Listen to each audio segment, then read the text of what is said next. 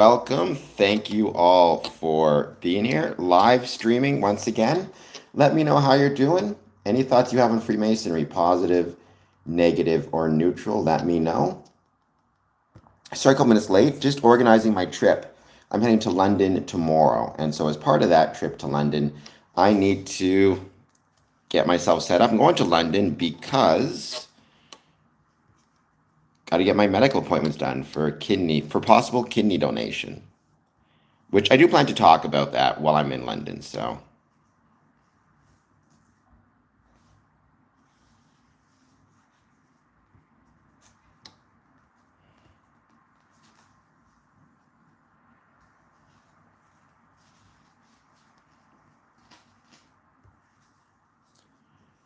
for the time being, let's wait to see who joins. Please take a moment, hit like, hit subscribe. Any thoughts you have on Freemasonry, positive, negative, or neutral, let me know. And I found a uh, very interesting poll that I wanted to talk about today. That's going to be the purpose of this question. Once I can get it up, don't forget $2 super chat gets your super chat read out text to speech. If you could live at any time recent history, would you live 100 years ago, 50 years ago, 25 years ago? Would it stay in present?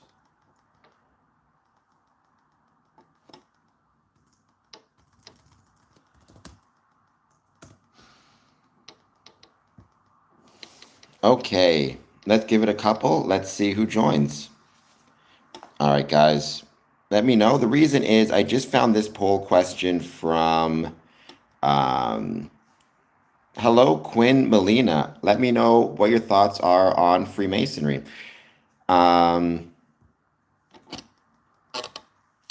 a summer 2025 survey, we asked Americans, this is Pew Research, a hypothetical question about this idea.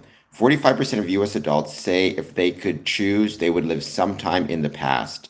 This includes 25% who would live less than 50 years in the past and the 20% who would live 50 or more years. So there's a reason I want to bring this up. I do think it relates to Freemasonry.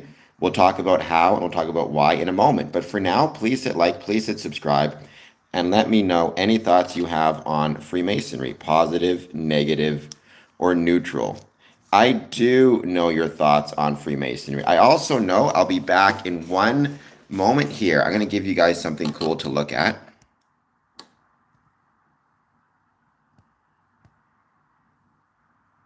If I could find it. There you go. Give me 1 second. I'll be right back.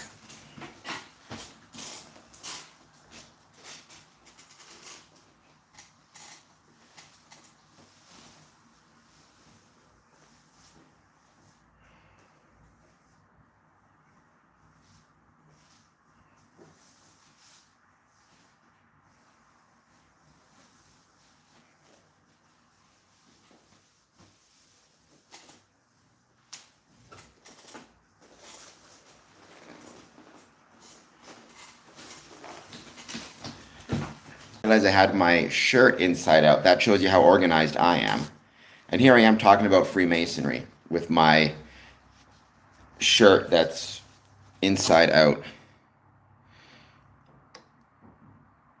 I removed it. Sorry if you removed it. The poll question is, if you could live at any time in recent history, would you live 20 years ago? We have one vote. Would stay in 2026.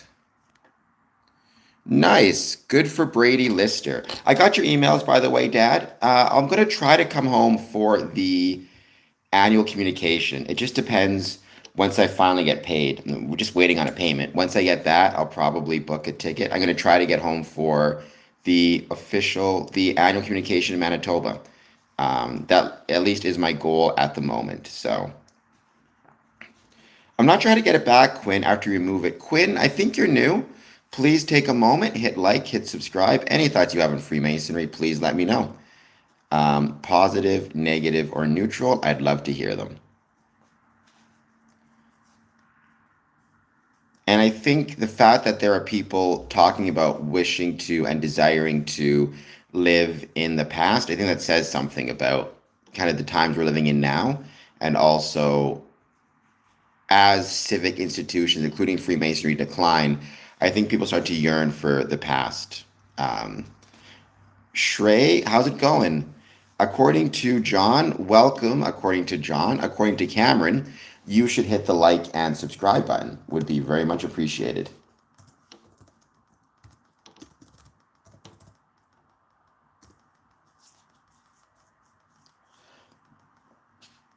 You know, if you're going to call me Coconut Head, at the very least, you could hit the like and subscribe button, if nothing else. Well, fair enough. What are your thoughts, according to John, on Freemasonry? Any thoughts you have, let me know. And your interesting way to spell two, but that's kind of neat. Well, I think that's true because you know how the past turns out, right? The present, you have no idea what the future holds. But if you travel back in time 20 years, you at least know what the next 20 years are going to be like. So it's going to be less exciting because you kind of know the ending. Whereas I have no idea what the world will look like 20 years from now. Um, you've been to Amsterdam? I've never been to Amsterdam. I don't claim that Freemasonry will get you into heaven, according to John. That's a misunderstanding. No Masonic lodge promises salvation nor threatens damnation, right? Being a Freemason will not get you into heaven. By the same token, not being a Freemason is not a guarantee that you're going to go to hell. Freemasonry is nothing to do with one's eternal life or salvation. Freemasonry is about here on earth. The afterlife, talk to a priest. But I guess my point is, I don't think Freemasonry will get me into heaven either. I didn't join Freemasonry to try to save my soul from the afterlife. That would be silly. Um, I joined Freemason to try to live better here on earth, not to try to get into heaven. Um, Kevin Chong, you're not wrong. And I think for that reason, a lot of people are yearning to live in the past. I think part of that is recency bias. The past always seems more comforting than the present. But I also think part of that is a decline in civic institutions, including Freemasonry, and the consequences of that. Hello from Germany. Hello from Canada. Thank you for being here. Please take a moment, hit like, hit subscribe. Any thoughts you have on Freemasonry, positive, negative, or neutral, I'd love to hear them.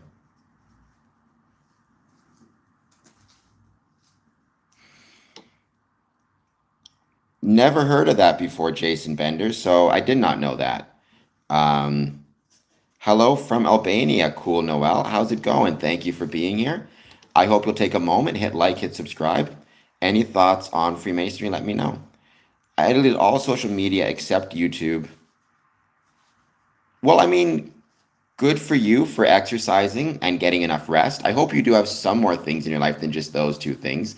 I think a good life is one that has a variety of different, it can't all just be one thing plus sleep.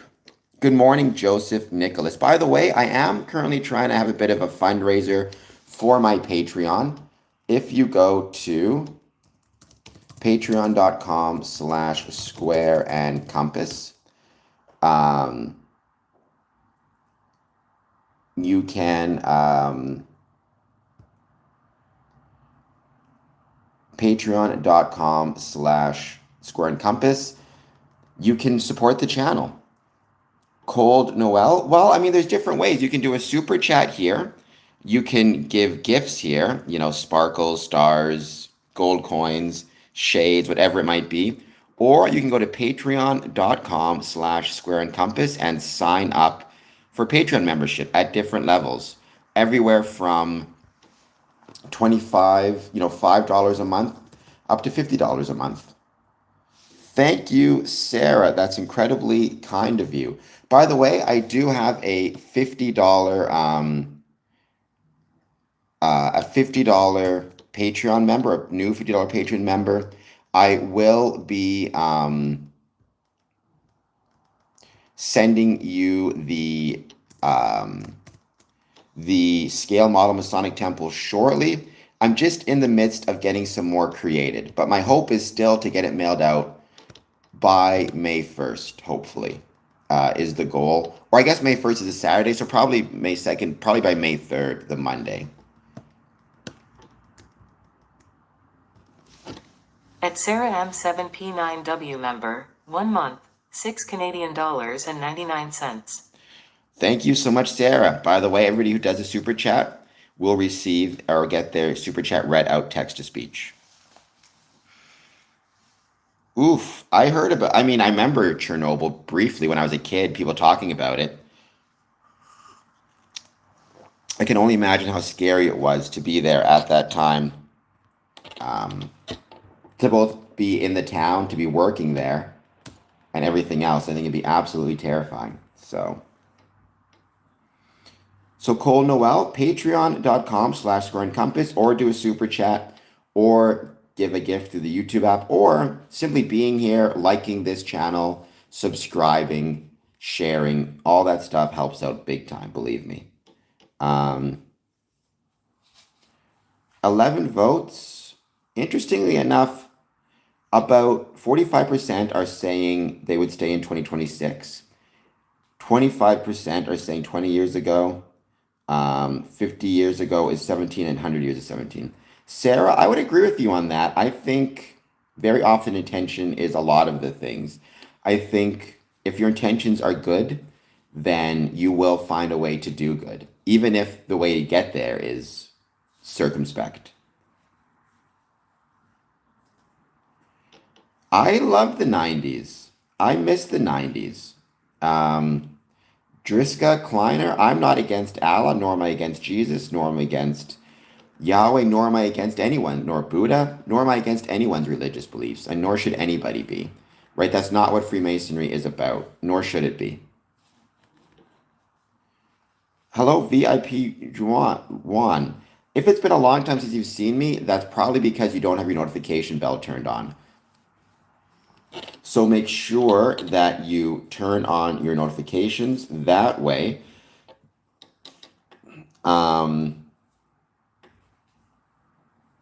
even if, once I stream, you'll get a notification immediately and you'll know to tune in.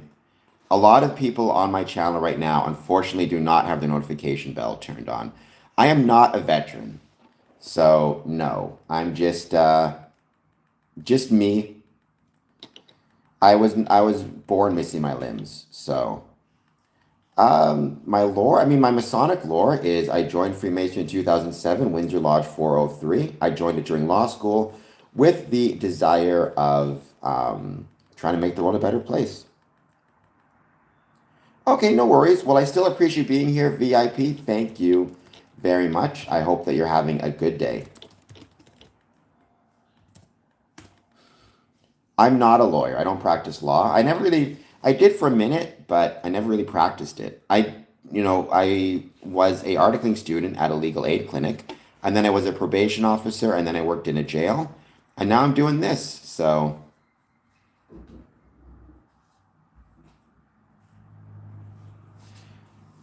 Lawyer never, Batman all the time, of course. Thank you so much. And being subscribed is a huge help, and it's truly, truly appreciated. So thank you so much for the subscription.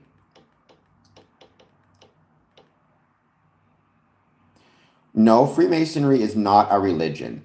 So Freemasonry does not believe any deity is above all. Rather, Freemasonry, you can believe whatever you wish to believe. Freemasonry, you need to believe in a supreme being.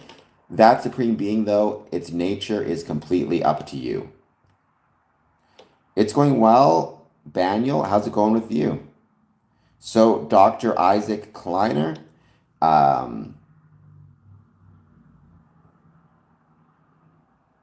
yeah, the idea that Freemasons will place one religion or one religious figure above anyone else is not the case. Now, that's not to say, individual Masons may be Christian and then may place Jesus above all else, but that's a different thing.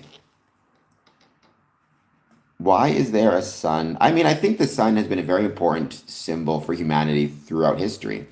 in both religious and non-religious contexts. Thank you, thank you. Mom would have liked it. She always liked flowers, so springtime in Windsor, especially in the riverfront, is absolutely beautiful, um, and gorgeous. Daniel, all right, that's what I'll call you. You have sixth grade exams in 1.5 weeks. So you're in sixth grade? Well, first of all, make sure you have your parents' permission to be on stream. Second of all, or to be on YouTube. Second of all, best of luck on those exams. I know you'll crush them. Yes, if you believe there's a supreme being, you are compatible with Freemasonry. I've been to the Philippines and I loved it. Um, the Philippines was a beautiful, incredible place, genuinely. So I love being in the Philippines. Is it still winter in Winnipeg? What's the weather like for you right now?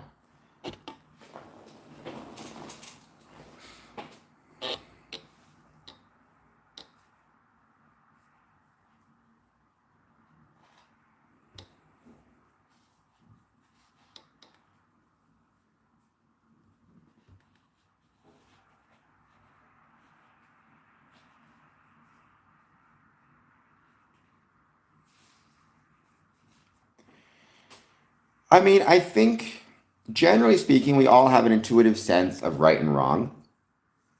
I think controlling our emotions is really important. For me, the supreme being is the rational nature of the universe as expressed through science and expressed through geometry. Um,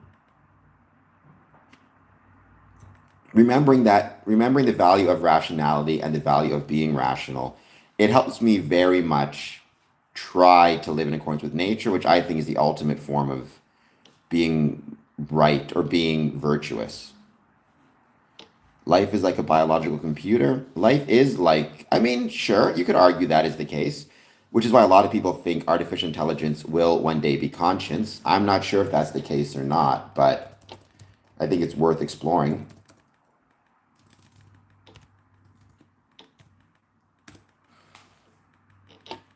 Don't you believe that fear makes one believe in God? I mean, no. Well, I think that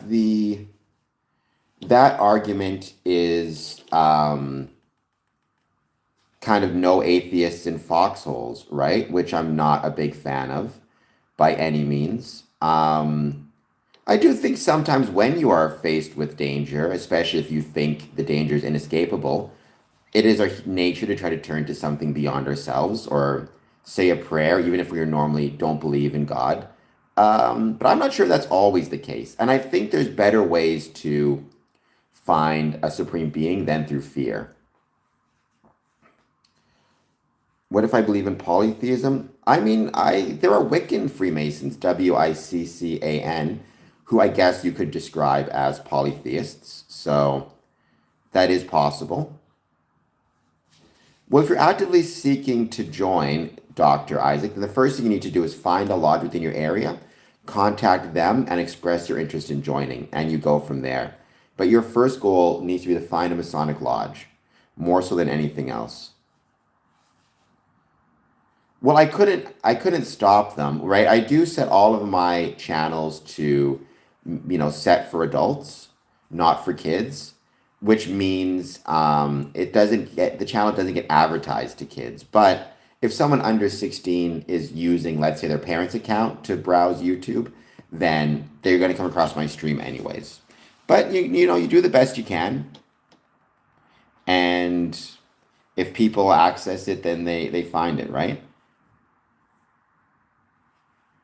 The biggest and the most important thing you can do is just make sure that you set your you have your settings at not made for kids, so that it's not actively advertising towards younger people. Whoa, there's no such thing as a moron Christian, Sarah. Christians, Jewish, Muslims. I mean, some are morons, but I mean that's not because you're Christian. That's just because you will find moronic people in every faith, as well as every political persuasion by the same matter. It's gray today. It's very gray today, but sometimes Essex has these beautiful flowers in it. It just depends. Welcome, Azorian. Thank you for being here. Whoa. Okay, Dr. Isaac, Daniel, both of you guys need to calm down, or you're both going to find yourself in a timeout. Um, I am not a Christian. Actually, going to put Doctor in a timeout for 5 minutes. He needs to calm down. I'm not a Christian myself, but I do believe in a supreme being. The supreme being is the rational nature of the universe as expressed through science and geometry.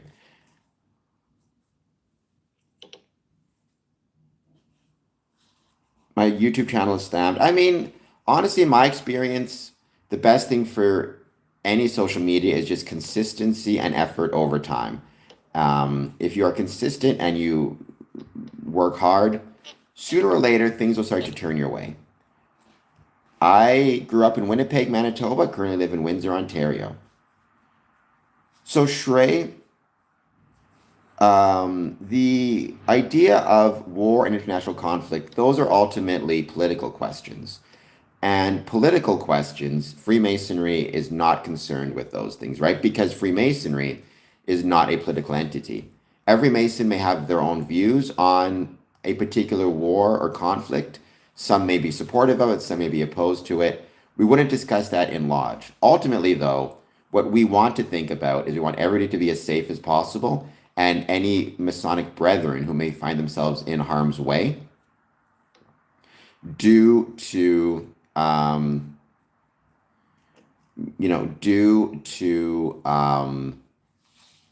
conflict. Maybe they're in the armed forces, maybe they just happen to be Masonic lodges or buildings in the area, whatever it might be.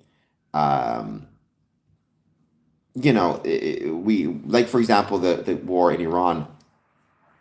There's Masonic lodges in Israel, Jordan, Lebanon. There's a Grand Lodge of Iran in exile, which I've talked about in the past. Obviously, we want everyone to be safe. There's also Masonic lodges in Russia and Ukraine. We want all of our Masons there to be safe as well. And if we can help them through humanitarian efforts, we will, like sending support for food and whatever else they may need if they're being attacked. What are the free sons of man? I mean, Freemasons, sometimes Freemasonry itself is the charity. Like, for example, the Masonic Charities Foundation, MCF, out of London, which regularly raises funds and then distributes it to various worthwhile causes across the United Kingdom and across England. But yeah, I mean, my Masonic Lodge has donated thousands, if not tens of thousands of dollars to different charities around Windsor. And very often will also assist brethren who may be struggling, providing them with funds as well.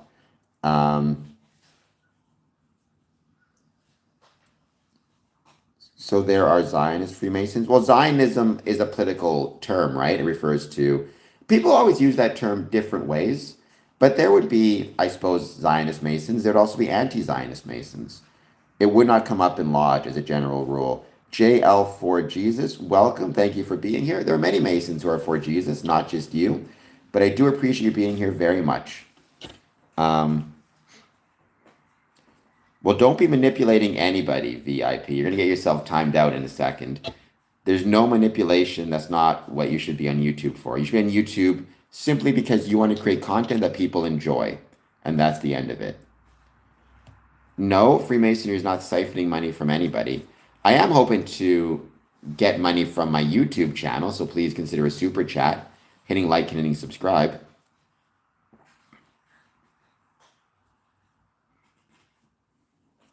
Who is the most ideal Freemason? That's a good question. I mean, I don't know, my dad. I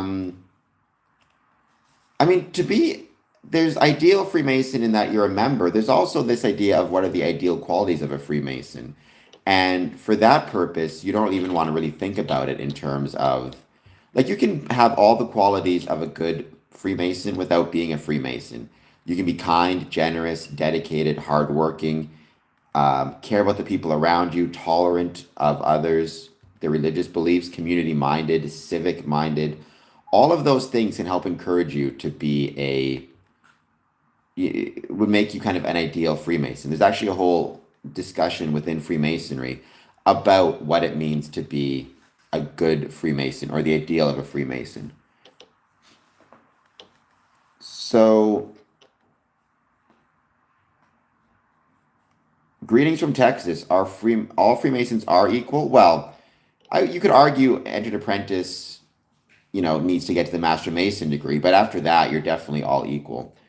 Can women join? So there's the Order of Women Freemasons, which is out of England, but also Ontario and across the country. There's also in the States. There's also Eastern Star, which is for men and women, and there's Rainbow, which is for young women. There's also co-masonry, which is primarily out of the States. So yeah, they can. Don't be manipulating anybody. That's dumb, and that's not a long-term strategy for growth. What do you actually materially gain from masonry? Hello, Jackspot. I think you're new to the stream. Please hit like and subscribe. I mean, I would quibble a little bit with your term there when you say, is it just companionship? Companionship's a pretty big deal, right? Companionship actually matters a lot. And so I don't think I would say just, but you do gain more than that. Some people gain certain skills and abilities. They develop the ability to memorize well. Thank you for the puppy at a cooler. That's really cool. Some people develop the skill. Some people develop, for example, memorization skills, meeting management skills, time management skills. Because be a Mason, you will see administrative meetings being done, and you'll see how to make a motion, how to pass a motion, how to organize events, how to organize things. You also have to memorize, and those are hard practical skills that Freemasonry helps you develop. You also will develop not just camaraderie, but camaraderie that moves into and develops, thank you for the star, develops into a safety net. I've known many Masons who, when they're struggling financially, are able to turn to the lodge and receive assistance to keep them in their homes as well. So that's a very valuable thing that Freemasonry provides also. A sense of tradition. If you have family members who are Freemasons, it can provide you with a sense of being close to your family. It also, you'll live longer. All the evidence shows that being part of a social or civic group, including Freemasonry, will help you grow and help you develop friendships. So there you go. Well, if you are very rich, not by chance, you should do a super chat or give a gift like Sarah or become a Patreon member.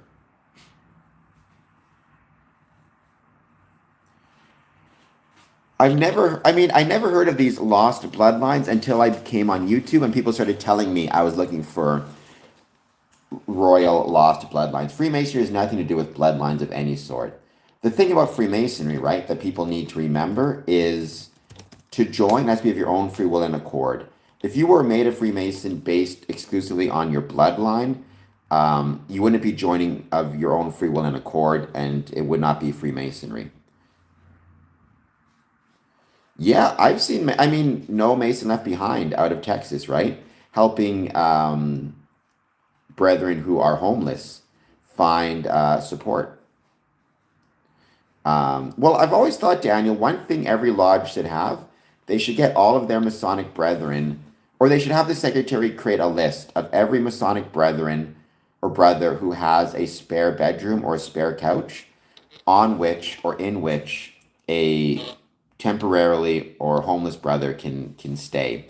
That way, let's say, heaven forbid, a brother's house gets caught on fire, he can call the secretary, I can't stay in my house, it's burned down, and the secretary has a list of these are the brothers who have a place for you to stay. I think that'd be really helpful. And even maybe the list can be some of the different, like, for example, this brother has a spare bedroom, but it's up a flight of stairs. This brother has a spare bedroom, but it's on the main floor. Just so you're not sending somebody who can't walk upstairs to a house, to a spare bedroom up a flight of stairs type of thing. I think that'd be really helpful. Everyone wants to be like Sarah, please give some jewels. I'd really appreciate it.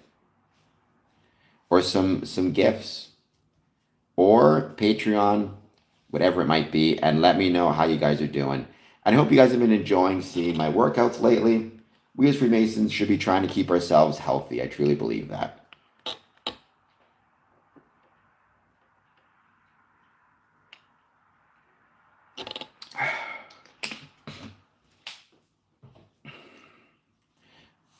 Thank you, Courtney. That's incredibly kind of you. Did you answer the question, by the way, Courtney? In terms of if you could live at any time, when would it be? Trying to get making sure we got the text to speech app working.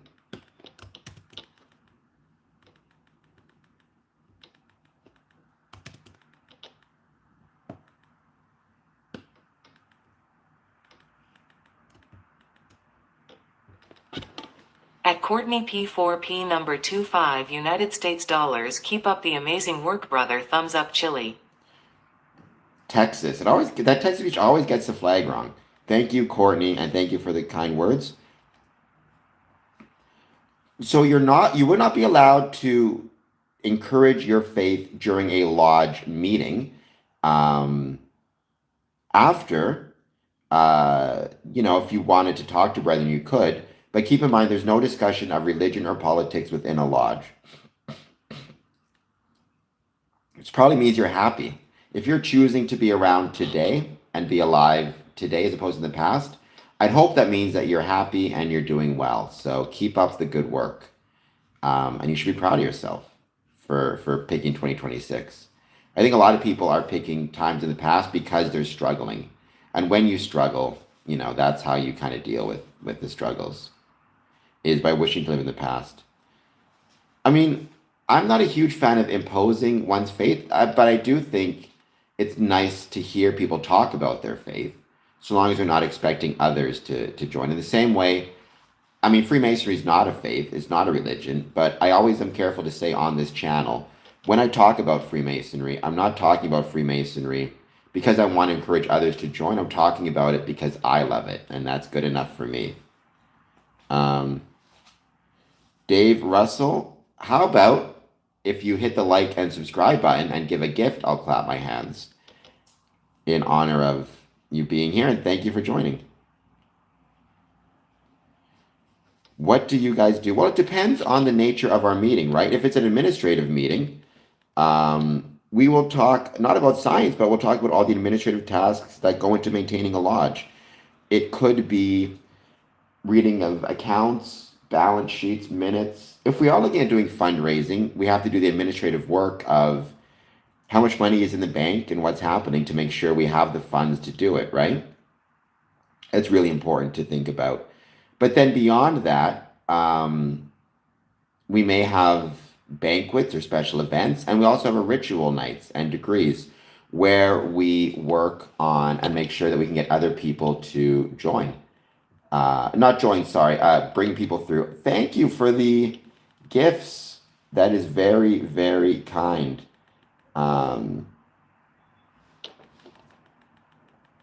Jelly Friends. I've never seen Jelly Friends before. That's a new one. Thank you so much for that.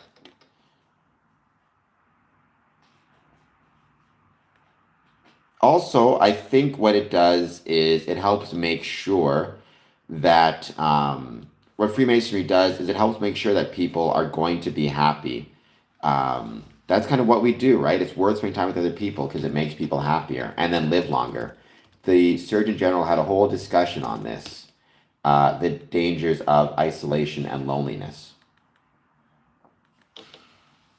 Thank you for the jelly, friends. That's incredibly kind. A couple weeks ago, I remember I got over 100,000 rubies, which was incredible. So maybe I'll get over that again at some point. That was really, really cool the last time that happened. Whoa, you guys, you need to calm down a bit. We're at 26 votes. It's interesting. 38% would stay in 2026. 22% of people would live 20 years ago. 19% would live 50 years ago. And 22% would live 100 years ago. So that's really interesting. DB Coastal, it's going well. How are you doing? Thank you for being here.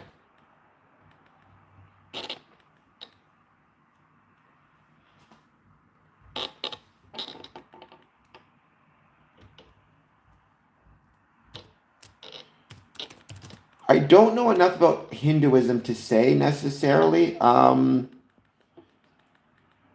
When people say chakras, like I'm not one who believes in metaphysical and energy points within a physical vessel. That to me sounds almost by definition to be metaphysical.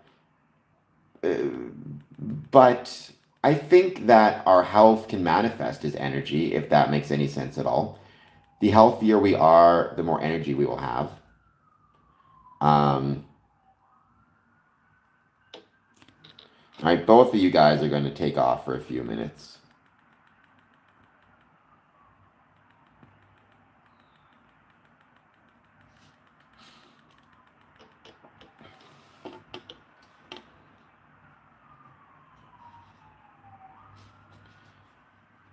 We're going to just keep hanging out, wait to see who joins. The first 60 minutes, I just answered questions.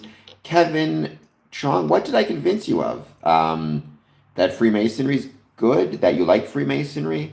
Um, what was the what did I convince you of? Whatever it is, I'm happy that you're here and I convinced you of something. Hopefully something good. At least fingers crossed.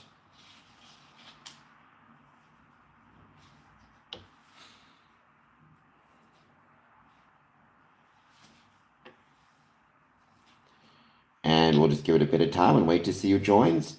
Second 60 minutes, as I noted before, I'm going to start talking about this poll from Pew Research.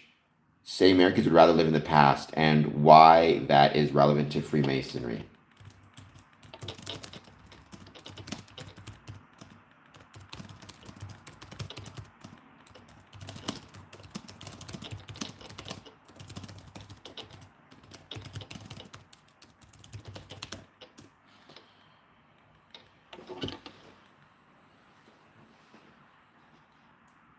I am a Scorpio. It definitely. When you say, do you mean the chakras resonate with you, or do you mean Freemasonry resonates with you? I think a lot of people find the symbolism of Freemasonry or Masonic symbolism to resonate with them for a variety of reasons. Part of it is because they're just so ubiquitous, right? There have been these Masonic symbols around forever.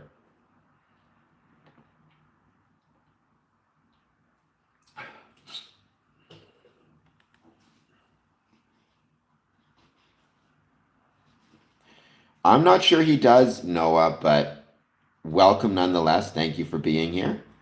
I hope you're doing well.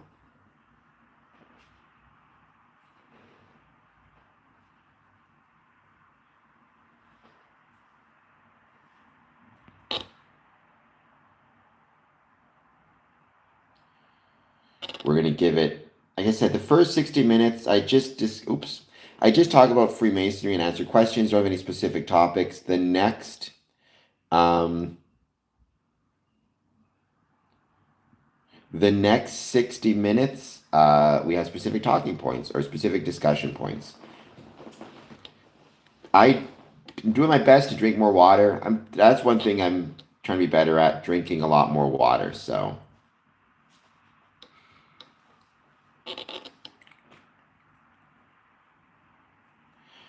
As always, please take a moment, hit like, hit subscribe. Any thoughts on Freemasonry? I could go a different one if you want. People tend to like these different backgrounds. Let's see. Here you go. We got ducks. We got geese. In honor of spring.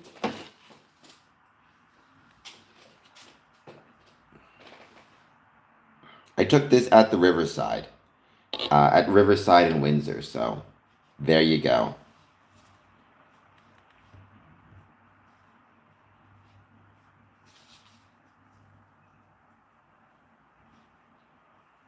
And don't forget, hit like and subscribe. Let me know your thoughts on Freemasonry.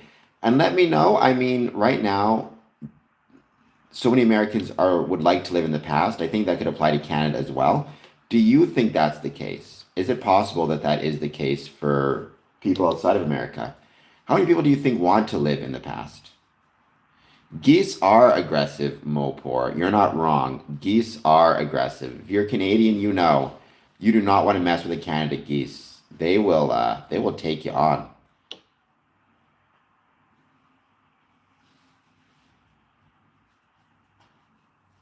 Well, I think I wouldn't use the term frequency of our ethereal essence. I would use the term we need to keep ourselves going. However it is we can. We need to keep our energy up because we have responsibility to try to work hard here in the world which we find ourselves, right? We have responsibility to try to contribute to the world around us in a variety of ways. I got the GOAT trophy. Thank you so much for that. That is incredibly kind. I don't think I've ever got a GOAT trophy before, so that's really cool. Coach, hello. Thank you for being here. I mean, we get so close to them because they're ubiquitous. They're everywhere. We cannot help but get close to them. I don't try to, believe me. I do not try to. Say something controversial. Freemasons and Masonic buildings, or sorry, Masonic lodges should suspend Masons for non-attendance in the same way they suspend Masons for non-payment. And the fact that Freemasonry is declining in North America is because Grand Lodges refuse to hold accountable those Masons who don't show up and don't pull their weight by putting all of their efforts and all of their expectations on the Masons who are already showing up and already working their asses off. Believe me, if you are a Freemason, that's a very controversial thing to say. At least a very controversial thing to say in North American Freemasonry. I guess GOAT trophy makes a lot of sense too, because this is a Masonic, since this is a Masonic stream, if you know, you know, goats are very popular and often discussed within Freemasonry.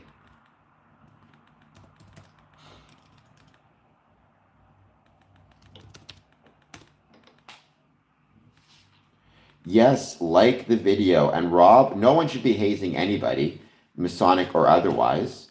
So, don't do that.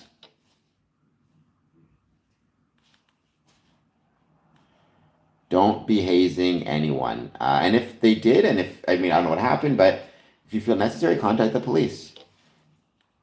The Phoenix, there's a lot of a lot of parallels between Freemasonry and the Phoenix. This idea of rising from a trial or a difficulty, both cases symbolic, not literal. No, goats like GOAT. See, the reason is because Freemasonry, you don't have to believe in a specific supreme being. They don't use terms like God necessarily because they want to make sure people understand that it's open to different faiths and religions. And if you use a particular term, like you say, do you believe in God? People may associate that with a specific religion. So they're more likely to say supreme being. But in a lot of old books, they would describe and use the term God of all things, GOAT, and it would be abbreviated to GOAT, GOAT. And then when people found these books and read them, all they would see is, the goat this, the goat that, and they assumed it was referring to literal goats, as opposed to metaphor or as opposed to an acronym for God of all things.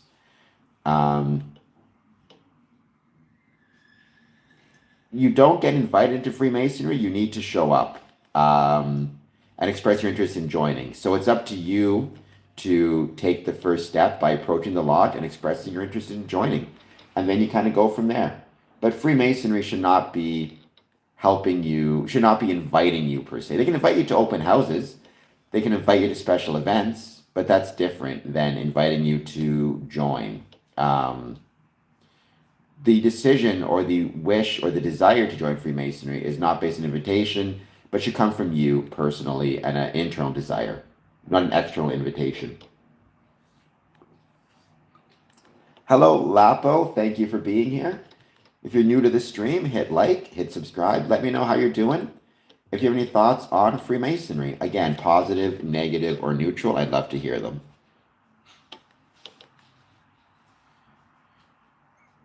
What do you mean you don't have much to offer?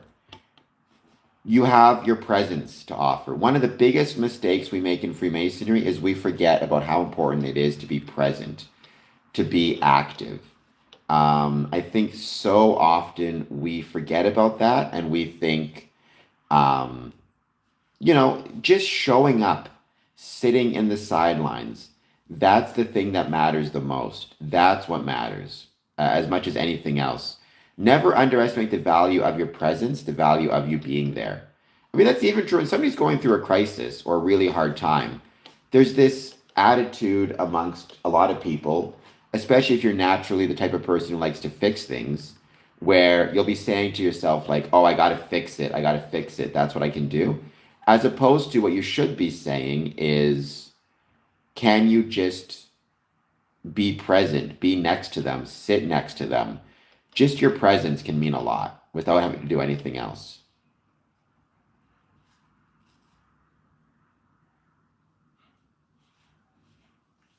So Sherlock Holmes was not real, but his author, Sir Arthur Conan Doyle, was real and was a Freemason. In fact, he was good friends with Harry Houdini. Um, the two of them had a falling out, though. Hello, Freedom Heart Farm. Thank you for being here. Um, Even with this channel, Azorian, just your presence here is a lot to offer. And there's plenty you can do completely for free, like hitting the subscribe button, the like button, and sharing the stream with others. Follow me on social media. Helps out big time also as well. So I think Freemasonry does teach some fundamentals about ethics and how to live a good life here on Earth. I don't think that is at the fifth grade level, but I mean, it teaches not even through anything other than the actions. It teaches fundamentals of how to be better in this world. Thank you for another goat trophy, Sarah. Again, that is incredibly kind. Everybody take Sarah's lead. Give me some goat trophies. I'd really appreciate it. Well, depression is a medical term, so I'm not comfortable saying I've wrestled with depression unless I were to get officially diagnosed. But I have struggled with feeling sad and feeling burnt out and feeling exhausted and not wanting to do the things that I do or the things that I'm doing, right? I don't know if that counts as necessarily technically depression, because again, that's a medical term. But I've had my mental health struggles. I spoke to a psychiatrist on a couple of occasions after getting a referral from my family doctor, and there's nothing wrong with doing that, by the way. More people probably should consider doing that.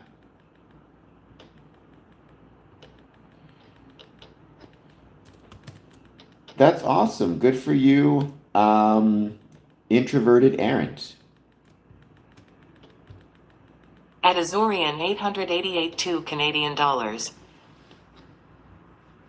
When you know God, all that becomes easy. I would disagree with that. Now, I don't know what your faith is. I've known many people of all different faiths, including the Christian faith, who would say they know God, but that didn't spare them from difficulties. Now, God may have given them the strength and the ability to push through their difficulties, absolutely. But that's not the same thing as saying that it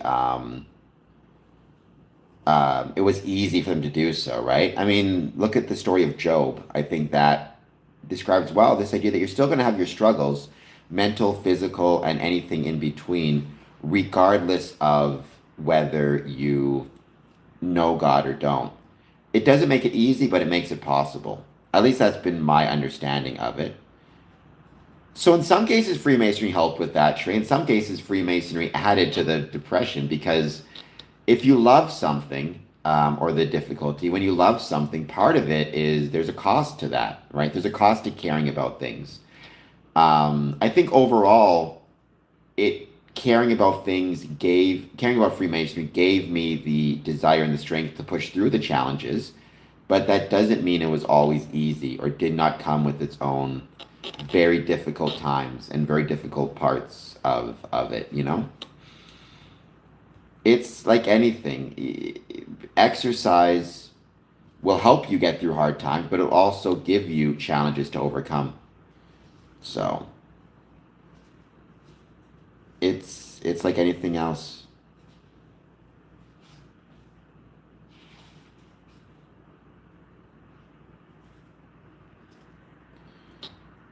We're going to keep hanging out. We're going to wait to see who joins.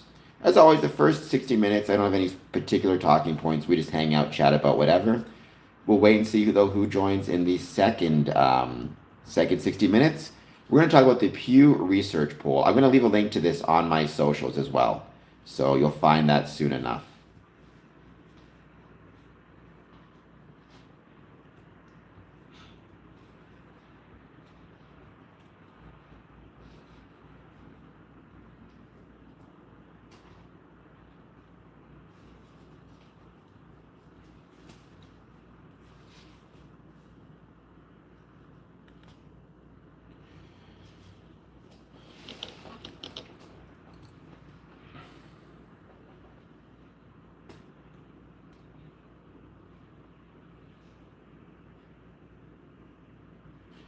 And for time being, though, just going to wait to see who else jumps on and says hello. I hope you guys enjoyed the background. The geese, the baby geese. What is a baby goose called? I forget. Or a flock of baby geese.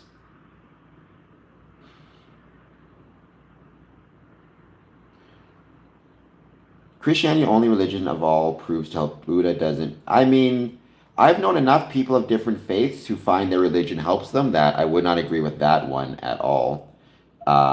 Trump supporter. Coach, I do agree Freemasonry is very often misunderstood. Not exclusively not in society as a whole, but it is misunderstood in parts of society. Goose is a gaggle, so a gaggle of geese. I try to be a kind goat, if I can. A gosling, all right, then you can see the goose and the goslings. A gaggle of goslings led by a mother goose, I'm assuming. Um, yeah, if you want to use that term self-actualization, you can. That's a good way to put it. I've never been a big fan of the slogan "Making good men better" because I don't think it explains things well enough. I think that it leaves a lot that can be misunderstood. You know, because what does it mean to be a good man? I mean, I don't even know if I have the answer to that. I think ultimately what Freemasonry can do is help people improve themselves, but also give people an opportunity to make the world a better place. So, so Frank Renda, they have Freemasonry in Hong Kong. They have Freemasonry in Macau. There's no Freemasonry on mainland China or in mainland China technically. However, there is perhaps some underground lodges, but also there is Chinese Freemasonry in places like British Columbia, which is a branch of Freemasonry. So, um, the history of Freemasonry in Hong Kong and Macau is really interesting. In Hong Kong, it was spread there through the British and through the East India Trading Company. In Macau, it started there through Portuguese Freemasons. Interestingly enough, I absolutely love animals, Sally Furway. I love animals more than I love most people, to be perfectly honest. Um, like I like my cat more than I like most human beings, if I had to pick. Sarah, thank you again so much. That is incredibly kind of you. And aside from, and obviously, I'm so grateful for everybody who supports me on this channel. However, don't forget, you can also support me on Patreon. I have to mail out some items, which I'll be mailing out. My hope is May 3rd. I'm just working on getting a few more printed, but they should be done shortly. At Sarah M7P9W member, 1 month, number 113 Canadian dollars and 99 cents. Thought is direct to emotion. I'm water, so I'm emotional as F.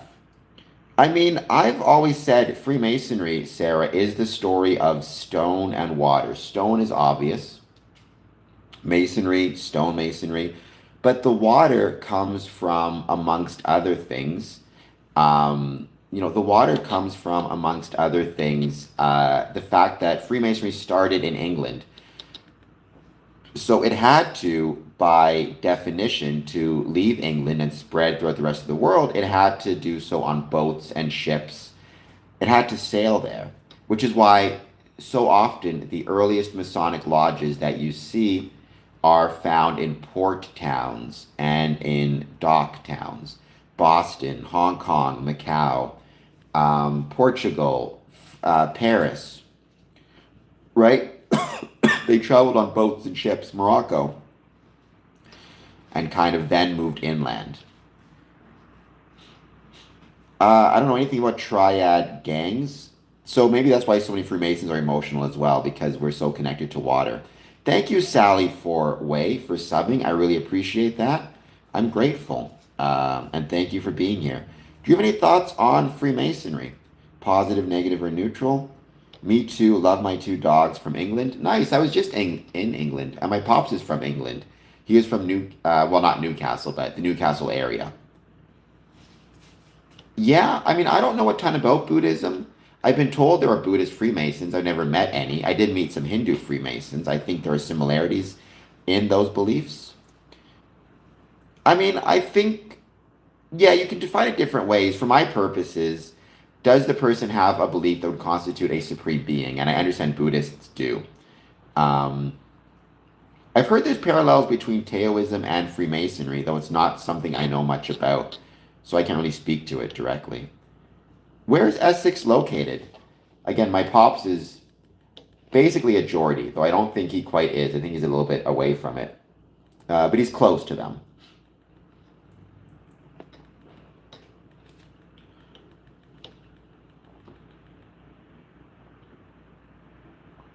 40 votes. If you could live at any time, when would it be? Interesting, 32% are in 2026. 20% want to live 20 years ago. 22% want to live 50 years ago. And 25% want to live 100 years ago. To know thyself is to know thy universe. It helps you look inside. I mean, one of my favorite television shows was, it's been a while since I watched it, was Star Trek The Next Generation. And there was this quote from Q at the end, which I really loved, when he says, ultimately, all the exploration that you do, all the travel that you do around the universe, exploring new things, um, exploring stars and galaxies and universes and all the rest of it, no matter how far you travel, how many light years you travel, ultimately, the ultimate test is not what you learn about the universe, but what you learn about yourself. It is through our scientific study of the universe we ultimately learn what we're capable of, or we learn to expand what we are capable of. I think that's a very true thing. So I think whether you are studying the star, the sea, geometry, you're ultimately studying and growing within ourselves. I don't know who Eric Andre is, Ricky, but that's cool. In England, they have some good food. I tried taters, haggis, taters, and neeps. It's pretty good. Sarah, sometimes they do. You're not wrong about that, but sometimes they don't. Animals can be pretty cruel as well. It just depends. But I think very often animals can show more compassion than humans. But that should be a wake up call to all of us to be more compassionate as human beings. Try to match what animals are. Well, Ricky, you should hit like and subscribe and consider a gift or a super chat. Okay, I know who he is. He's a comedian. He's a comedian, right? By the way, breaking news, ex-FBI Director James Comey surrenders over charge of threatening Trump's life. I'm not, keep in mind, this is not a political channel, but that just happened, so I figure I'll mention it. The reason I have my laptop up all the time is for this reason.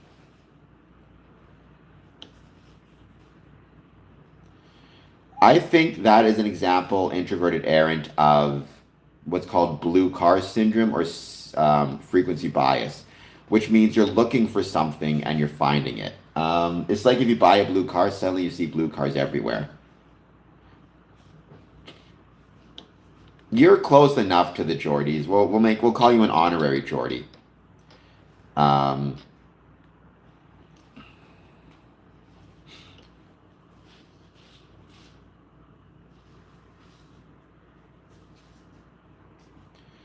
Herbs, if you're going to be on here and always promoting what you wish them to legalize, you should give me a super chat. I hope we do. We should try to have a heart that feels and a mind that sees.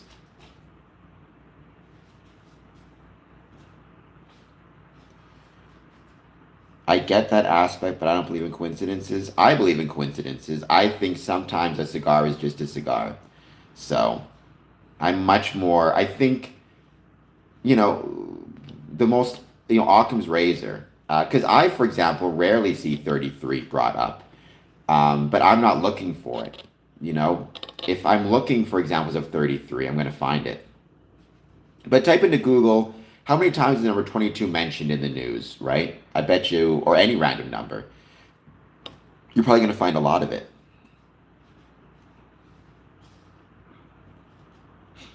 I don't know if that's a good thing or not. I mean, I'd be honored to be a federal agent. Those guys are dedicated and work hard, but I hope to give off the vibes of being a Freemason would be the goal, more so than anything else. 43 votes. 30% would stay in 2026, but the majority would not want to stay in 2026. Some would say 100 years ago, some would say 21 years ago, and some would say 20 years ago. It's basically 25%, 25%, 25%. So 75% approximately of respondents wish to live in a time other than right now. Well, GUI, don't do that. Or apologize. The reason I asked this question is because there's recently a Pew Research Centre poll that came out. This was actually published December of 2025, but I just discovered it now. Far more Americans say they'd like to live in the past than in the future. And we still have that here. Unhinged Stone, please hit like and subscribe. With a name like Stone, you should be subscribing. 40 years ago, Back to the Future premiered in theaters. This is the article, the story. The movie about a teenager who inadvertently travels back in time grossed around 222 million worldwide in inflation-adjusted dollars. If you could travel through time like Marty McFly, would you go back to the past, fast forward to the future, or stay right where you are? In a summer 2025 survey, we asked Americans a hypothetical question about this idea. 45% of adults say that if they could choose, they would live sometime in the past. That includes 25% who would live less than 50 years in the past, and another 20% who would live 50 years or more in the past. Yes, JJ, the Ducks are Masons. 40% of adults say they'd live in the present. 14% say they'd live sometime in the future. That includes 5% who would live less than 50 years in the future and 9% who would want to live otherwise. Which Americans want to live in the past? Some groups of Americans are more likely than others to say they'd like to live in the distant past. That is 50 years ago or more. For example, 24% of white Americans say this compared to smaller shares of adults who are Hispanic, Black, or Asian. I think the reasons for that would be obvious. Oh, lasagna soup is great. That sounds awesome. Republicans and those who lean toward the GOP are about twice as likely as Democrats and Democrat leaners to say they choose to live in the distant past. Men and women are equally likely to say they choose to live in the distant past. There are also differences by age. Adults ages 18 to 49 are more likely than those 50 and older to say they choose to live in the more recent past. Older adults are slightly more likely than their younger counterparts to prefer the distant past.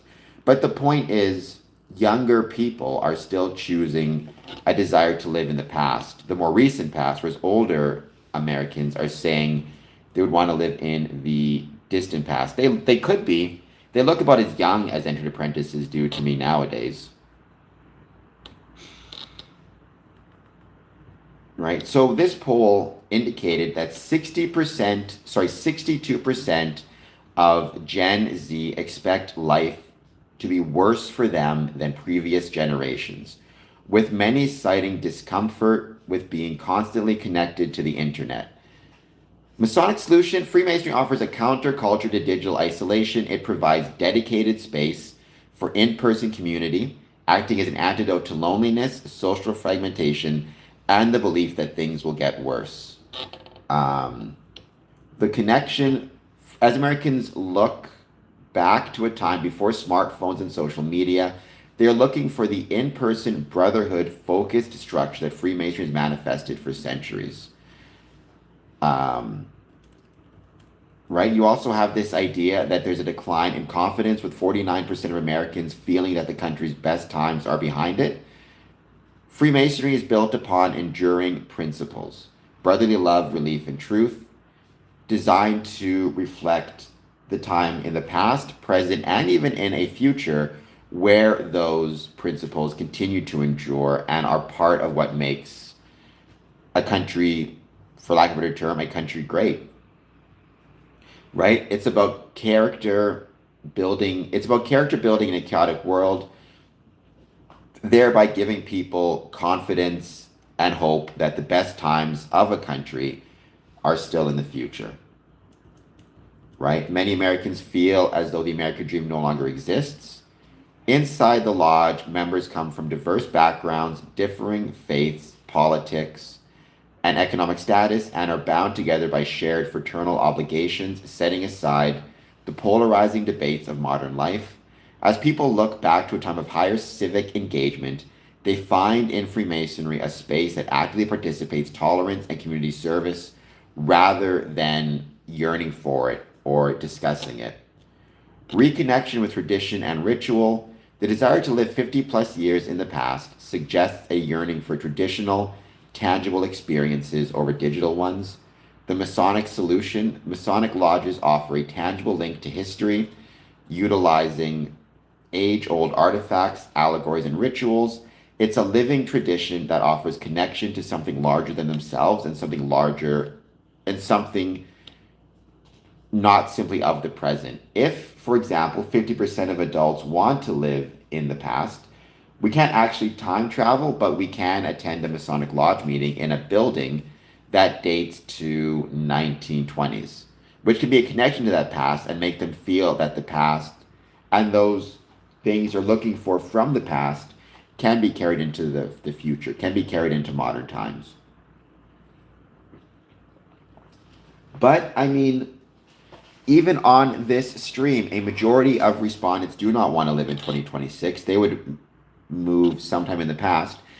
Whether it be 20 years ago, 50 years ago, or 100 years ago, Freemasonry was more prevalent, more relevant, and larger in the past than in the present, as was civic institutions in general. I mean, Bowling Alone talks about this.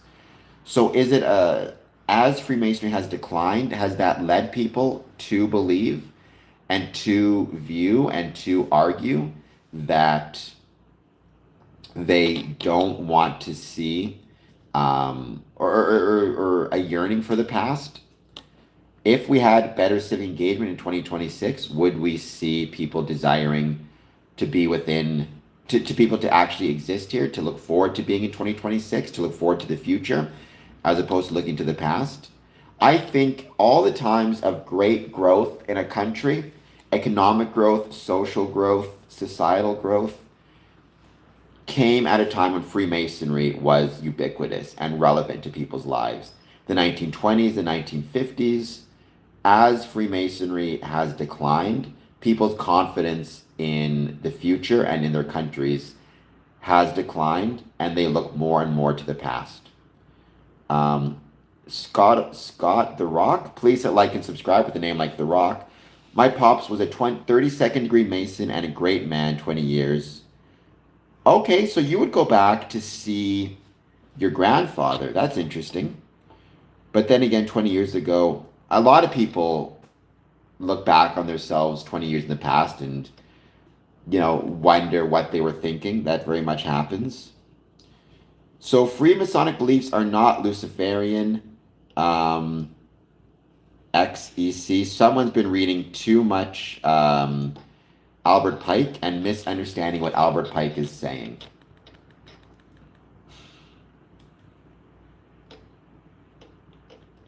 So 68% of US adults say they feel hopeful about the future, but 60% say they feel scared, 54% say they feel happy, and 50% say they feel sad. So 50% of Americans feel sad for the future, and 60% are afraid of the future. My suspicion is it's because they see civic institutions declining, and as they see civic institutions declining, that makes them scared about the possibility of a good future. Goodbye, Dad. I love you. Thank you for being here. Right? And this is a very interesting point. There are also differences on this question between some groups of Americans. For example, people who say they attend religious services at least monthly are more likely than those who attend less often or never to feel hopeful, to say they feel hopeful and happy. And they're less likely to feel sad or scared. So my suspicion is sometimes it can feel that way, freaking toast. Um, in my experience, my suspicion is the fact that people who attend religious services at least monthly are more likely to be happy and hopeful for the future. I think that has way more to do with the civic engagement and community you develop through church than necessarily to the religious connotations. It's about having that community, having that group that you care about. And my suspicion is honestly that's where that is coming from. But that just goes to show why it's so important to have civic engagement and volunteerism and desire to be part of something bigger than yourself. Um, no, Masonism should not be declared a religion because it's not a religion. So it would be declared the wrong thing. Well, thank you, YouTube. Not everybody agrees with you, but thank you nonetheless. Sarah, thank you for being here. Um, I mean, I think you could say Freemasonry is about self-mastery. I would say, if not self-mastery, it's about improving oneself and creating a better version of oneself. That is absolutely the case. Nothing is perfect the first time. That's very true, but hopefully it gets more. Nothing is perfect the first time, the second time, the third time, the 100th time, but hopefully every time it gets a little bit better, or at least you find a way to get better.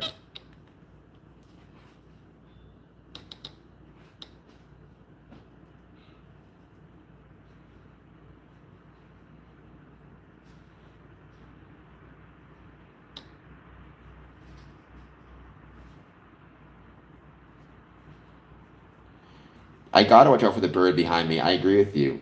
And thank you for that, YouTube. That's very kind of you. I appreciate it. Anybody who watches my streams and enjoys them and gets some type of, I don't know, inspiration from them in some way, I'm grateful for. So thank you for that. Abdul, welcome. Thank you for being here. Please hit like. Please hit subscribe. By the way, CNN is just reporting Fed holds interest rates steady.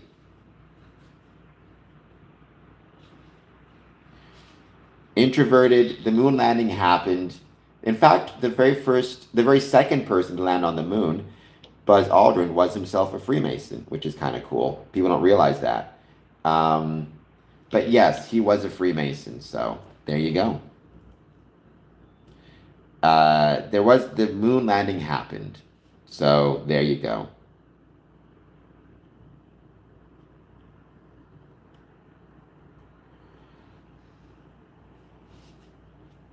Trying to see if I can find the story about the Federal Reserve. Let me see if I can track it down this way.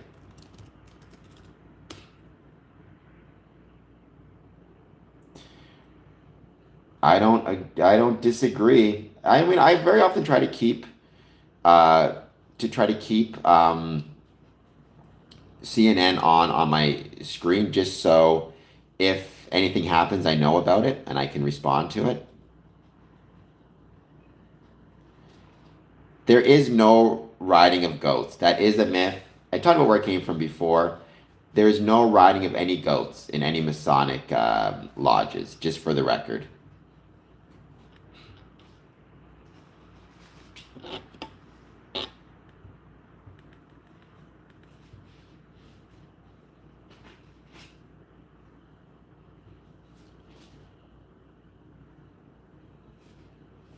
So what are the secrets? If you want to find out the secrets, join Freemasonry. That's like asking a family what their secret family recipe is. Find a way to get into the family. Ask to get adopted by them, right? Honestly, though, the secrets are not relevant to Freemasonry. What matters to Freemasonry is what it produces. The secrets are like the recipe. What matters is the end result. You know, do the cookies taste good or not? Well, at least they tell you what's happening. Yes, Scott the Rock, join the lodge and find out. Once again, to everybody watching this, if you've not done so yet, please, please hit like, hit subscribe, do a super chat. $2 or more gets your super chat read out text to speech. Give some gifts, give a GOAT trophy, whatever it might be. It would be truly, truly appreciated. Well, I mean, it's not a scam. The quote unquote secrets of Freemasonry, they're meant to maintain the bonds of brotherhood between the past, present, and future generations of Masons. If I start to share those secrets with everybody on social media, it makes it less. Thank you for the stars, YouTube. It makes those bonds.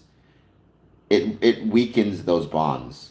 Oh, we got 13, 14, oh, 13 stars. Thank you for that. I don't know what it means to ride a barnyard.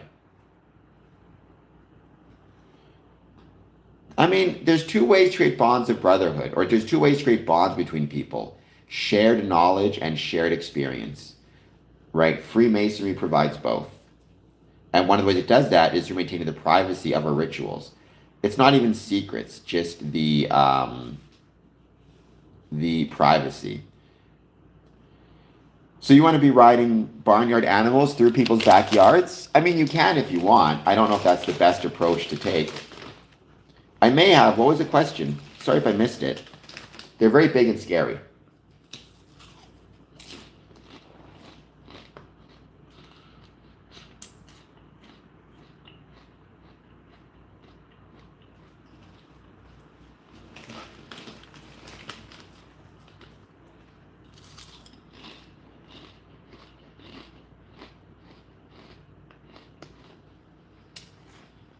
That's true, Azorian. You would get some pretty great memories.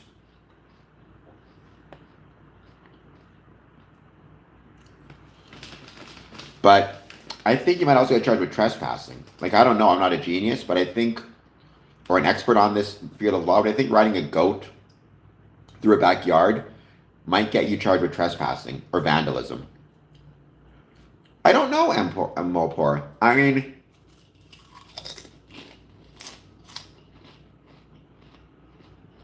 probably.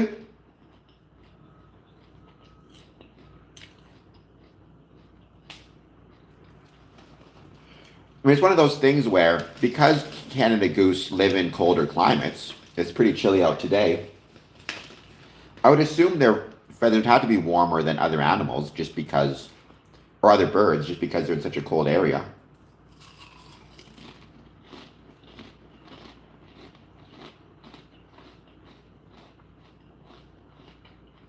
Sometimes, but I call them Canadian goose. Freemasonry is not pay to play, meaning you cannot donate money to advance, even to join, right?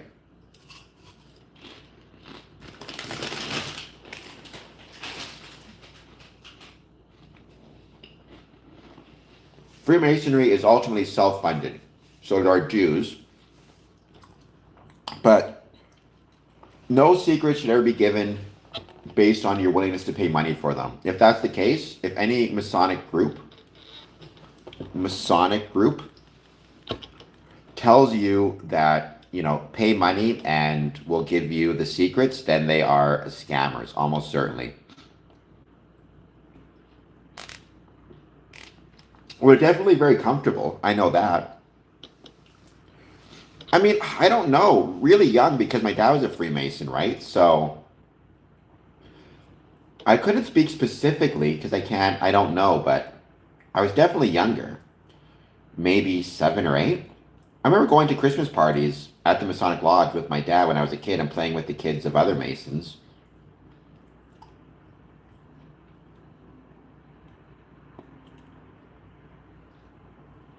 But so I think when you have that family connection, you do learn about it a little bit younger. Honestly, introverted, it wouldn't shock me though, because, oh, okay, well, still, it's good because not everybody will know you're being sarcastic. So it's good to remind people that there is no pay for play in Freemasonry. Even if you're being sarcastic, other people may not catch it. Because I bet you there are some people who think the way you get the secrets in Freemasonry is through quote unquote sharing, through donating to them. Yes, go Spitz go. Tonight is the night. I asked a poll question actually about why I support the Spitfires on this channel, why I support Windsor on this channel. But I agree. Go Spitz go indeed. 50 votes. If you could live at any time, 30%. So again, it's 70% to 30% would choose to live in the past. Is that because in the past civic engagement was stronger and therefore the world was a better place? I think there's an argument to be made for that. Nice. Maybe take some pictures and maybe talk about your experiences on the next stream. I'd love to know how the game goes for you. Not even, like, obviously we want the Spits to win. Go Spitfires, but just how much fun you have at the game. They still do in some places. Unfortunately, though, as the numbers have declined, there are less and less Masons, and therefore less and less people willing to hold Christmas parties. A bubble heart. I never got one of those either. Thank you so much for that, Sarah. That's also incredibly kind of you. We got the little ducks on cattle. Although, honestly, I will say this, being the worshipful master of a lodge very often feels as though you're herding cats, if nothing else.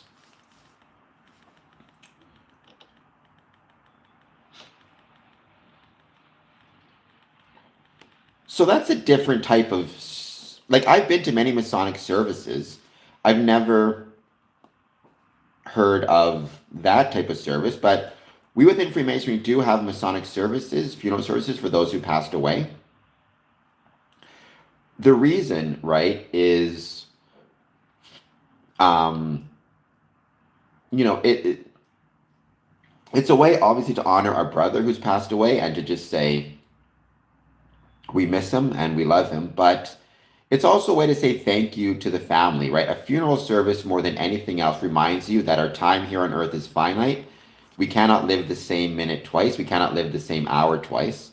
For every hour that we are spending at a Masonic lodge, it's an hour that we are not getting to spend with our, it's an hour that we don't get to spend with our Masonic brethren. Sorry, excuse me. For every hour we're spending at a Masonic lodge, it's 1 hour we don't get to spend with our wife, with our kids, with our friends. It's an hour we don't get to spend with other people that we love. And so, at a funeral, having a Masonic service is a way to say to the family, thank you for letting your husband, your father, your friend, your son spend some of his limited time with us away from you. It is appreciated.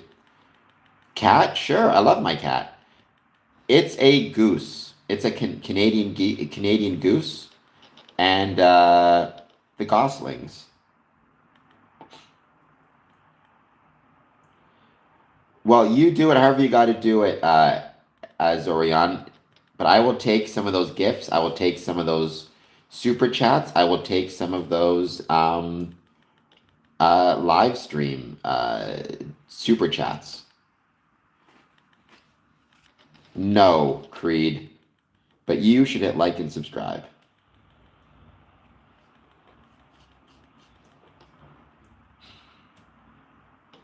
I'm getting closer and closer to 4,000 subs, but I keep getting stuck. Right now I'm at 3,941. So, Well, that's weird. I mean, I've never heard of a Masonic service that involved singing or draping a casket, but I've not seen every Masonic funeral service, so it could be one of which I'm not aware, right? Which is very possible. You are welcome, YouTube Stabworthy.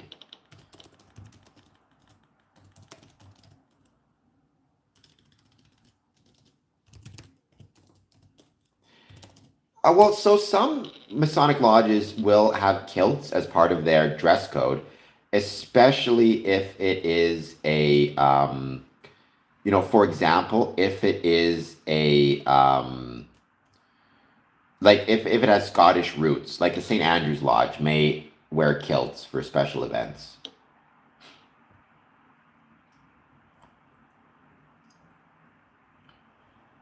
Yeah, don't throw change for heaven's sakes. Bills, dollar bills.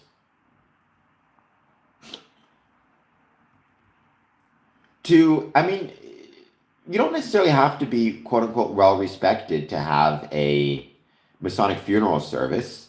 I mean, by definition, it should be that you are respected simply for having the service. You know what I mean? Like you're a brother, you're gone, so we should, if not even for the brother who's passed away, for the family, we should do a service kind of thing.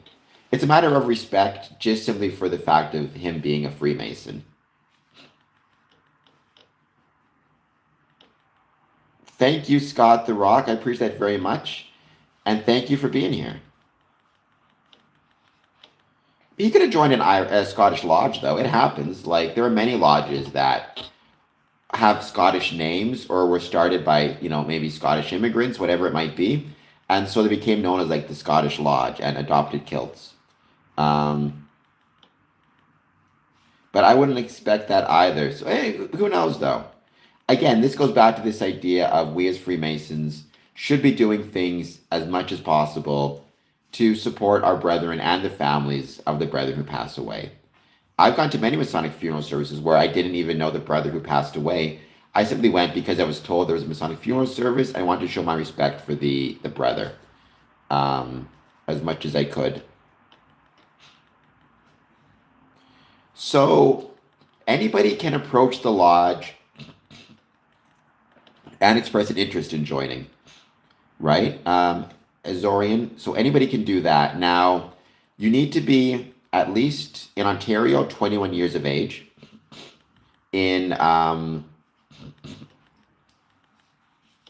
you know, you have to be at least 21 years of age in Ontario, 18 years of age in Michigan.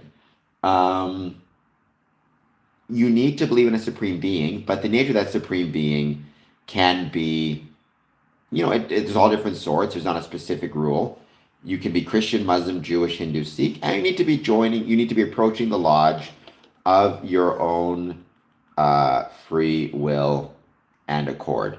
So take the time to join or to approach the lodge, express your interest, and then go through the application process.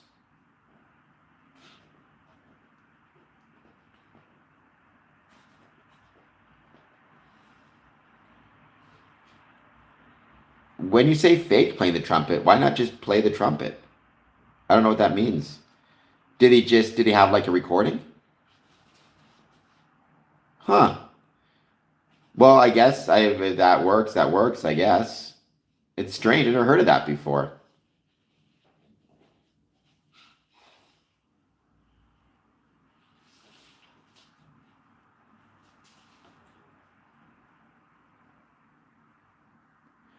But I've never heard of a speaker having a trumpet. By the way, I'm at 4,500 joules.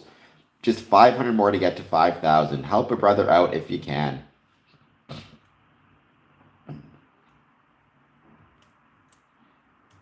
I did believe. I mean, if you had a dream and that helped you find your supreme being, that's awesome.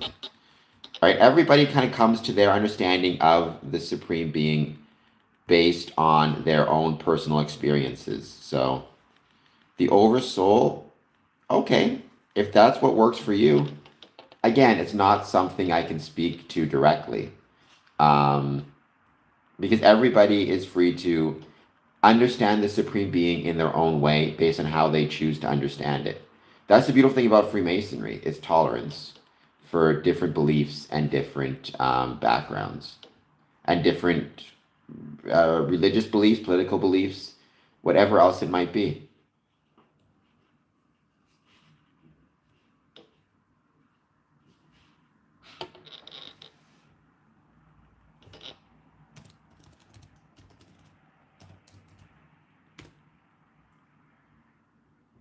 And I think, and this is kind of the whole point of this stream today, I've said it before, I genuinely think that more people would want to live in 2026 as opposed to the 30% that currently do if we in 2026 had a greater amount and a greater level of civic engagement.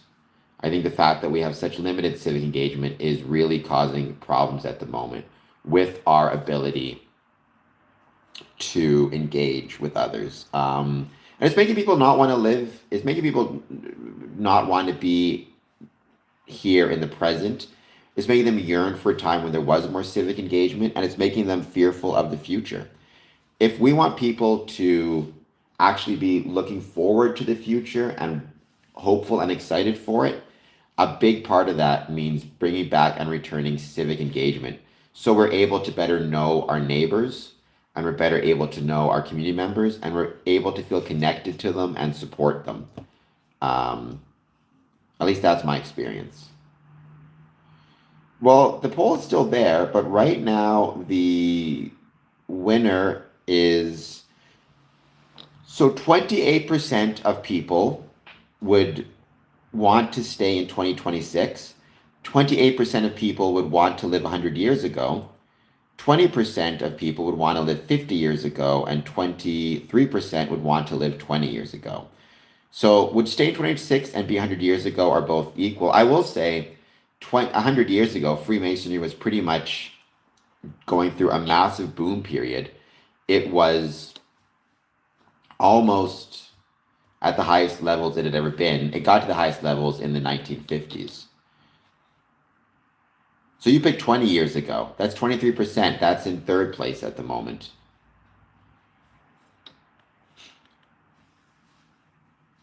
Hello, pseudo liberal. Thank you for being here. I think you've been on the stream before, if I recall correctly.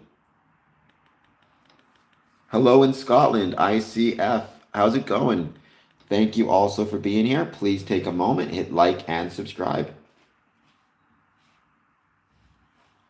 Or if you already subscribed, just hit the like button.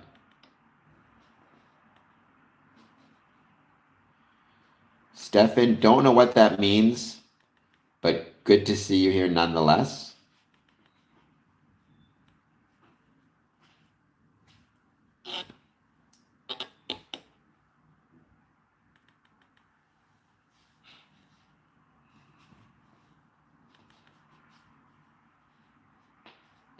We're going to give it some more time. Wait to see who joins. As always, please take a moment, hit like, hit subscribe. Any thoughts on Freemasonry, let me know. So I will tell you, Elite Bloodline, one of my favorite Masonic memories by far is we had this, it's called a Grand Master's Reception. It's where the Grand Master comes into town to visit a lodge and to kind of celebrate the Freemasonry within that town and within that community. And he had, it was in Ruthven, I think was the name of the town. Anyways, that's where he had his banquet, his dinner, his reception. I remember the meal itself. I mean, it was okay. It wasn't anything great though. It wasn't anything special. It was just okay. But the dessert, it was a buffet, and it was filled to the brim with all these different pies and all these different cakes. It was the biggest dessert table I'd ever seen. And like favorite dessert table I'd ever seen. It was full of pies, and I love pie, like peach pie, apricot pie, blueberry pie. With a cup of coffee, nothing beats it. And I've always remembered that dessert table, and it's always been a really fun memory because it was absolutely, absolutely delicious. It was one of those things where not a great meal, but an incredible dessert buffet, which more than made up for it. So, pies. I love peach pie or apricot pie. I found out later the reason for the great dessert tray was because, or dessert banquet was, or buffet was because the reception was held in a baking school. So they weren't great cooks necessarily, but they were incredible bakers and they baked some amazing cakes. My favorite lodge I visited, I mean, there's so many introverted. It's really, really hard to say. I love visiting Glenview Masonic Lodge. I think it's incredible. I love visiting, I love visiting Glenview Masonic Lodge. I love visiting Philadelphia. I love visiting my grandfather's lodge, but I've been blessed to truly lucky to visit so many absolutely incredible, one of a kind, amazing Masonic buildings throughout my Masonic career. The Philippines was amazing. Oh gosh, Rio de Janeiro. I had the greatest Masonic meal, not dessert, but meal in Rio de Janeiro in Brazil. So, yeah. Sometimes, I mean, Freemasonry is not a religion, so there's no prohibition against having a meeting on Sundays, but it's incredibly rare for Masons to have lodge meetings on Sundays, in my experience, because many are Christian and will dedicate Sunday to either church or the Sabbath, or both. Detroit, yeah, that's a beautiful one.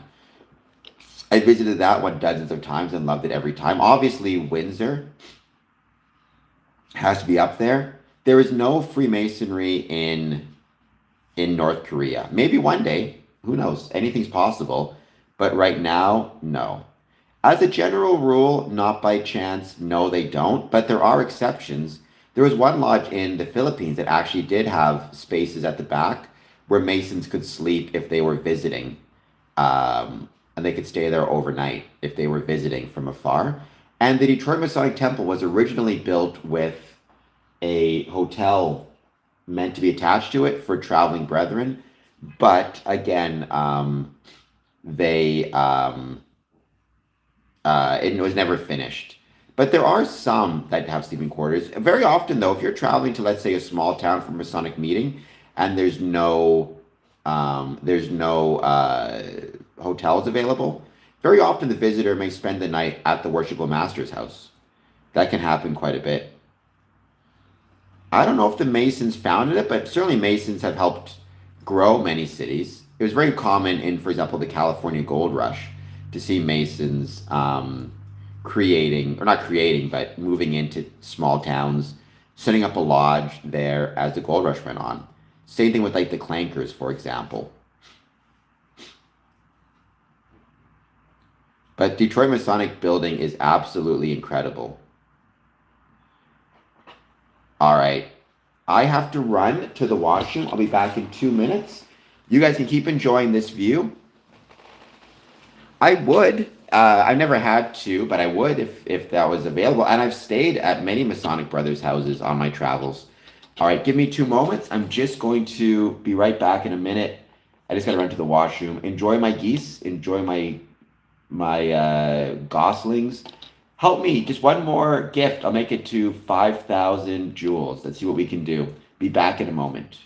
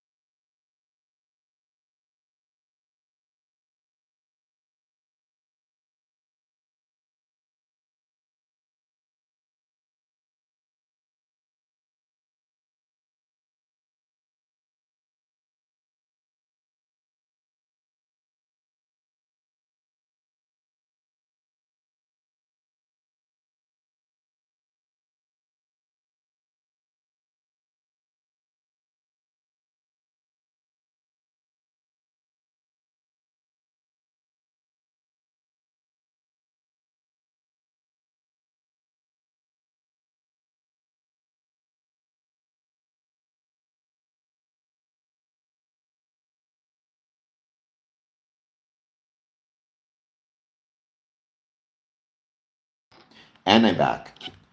I have a random question. So there is no single, like the Supreme Council. There is rather there are different Supreme Councils.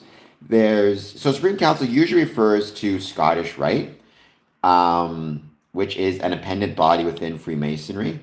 There is, for example, the um, Supreme Council of the Southern Jurisdiction, which is the bigger jurisdiction in the states. If I recall correctly, it has 35 states represented in it, or maybe 40. Then there is the Supreme Council of the Northern Masonic Jurisdiction, which has, I believe, about 20 states represented in it, including Michigan. I know that for sure. Then there's the Supreme Council of Canada, which represents Scottish Rite Masonry in um, thank you for the goat trophy, Sarah, in Canada. And there's also Supreme Councils in Europe, if I recall it correctly. Made it to 5K. Thank you so much for that. And so that's one of those things where Supreme Council references a specific Masonic body. When people talk about Albert Pike, as they very often love to do, you need to keep in mind Albert Pike was part of the Scottish Rite Southern Masonic jurisdiction. So he did not speak for all of Freemasonry, nor did he even speak for all of Scottish Rite. Rather, he spoke for a specific Masonic Rite body, just one of them.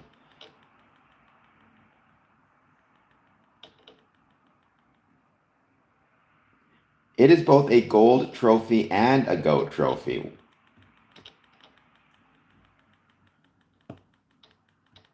I think you're being sarcastic when you ask about pizza parties. I feel like you're asking something else.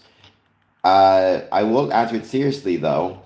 If you're a Freemason, there is a junior warden. That junior warden is responsible for providing refreshments after a lodge meeting. It could be pizza, it could be lasagna, it could be soup, it could be a million other different things. But if he's charging you $50,000, something's wrong. At Sarah M7P9W member, 1 month, number 113 Canadian dollars and 99 cents.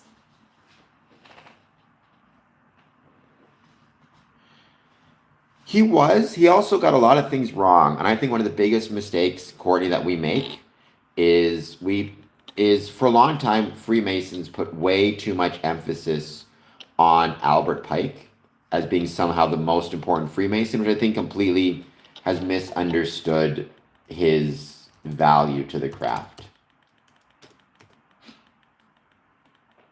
Manly P. Hall was a Freemason, that is true. He was a very valuable Freemason, but also you need to keep in mind, when people talk about him as a Freemason, when he wrote The Secret Teachings of All Ages, he was not at that point a Freemason yet, right? And so this idea that he was, you need to take a lot of these authors with a grain of salt. You should take me with a grain of salt too, and the things I say. I wouldn't say all great men were Masonic minds, but I do think many of them were, but certainly not all, right? Although many of them had, even if you were not a Mason yourself, you were connected. So, for example, Isaac Newton was not himself a Freemason, probably not a Freemason, but he was very closely connected to many Freemasons, including, thank you for the trophy cake, Sarah, including to James Anderson, a Presbyterian minister who wrote the Anderson Constitutions. So, but I think intelligence as related to stonemasonry is a very obvious kind of connection, because stonemasons had to be very smart when it came to things like geometry, right? And passing down geometry. If you don't know geometry, your buildings are going to fall down. So they were very good at promoting that part of their knowledge and their wisdom, which helped everybody. Very early on, there was not these, the way that, for example, geometric knowledge and geometry and wisdom got passed down from generation to generation was ultimately through, more so than anything else, was through apprenticeships and trade programs.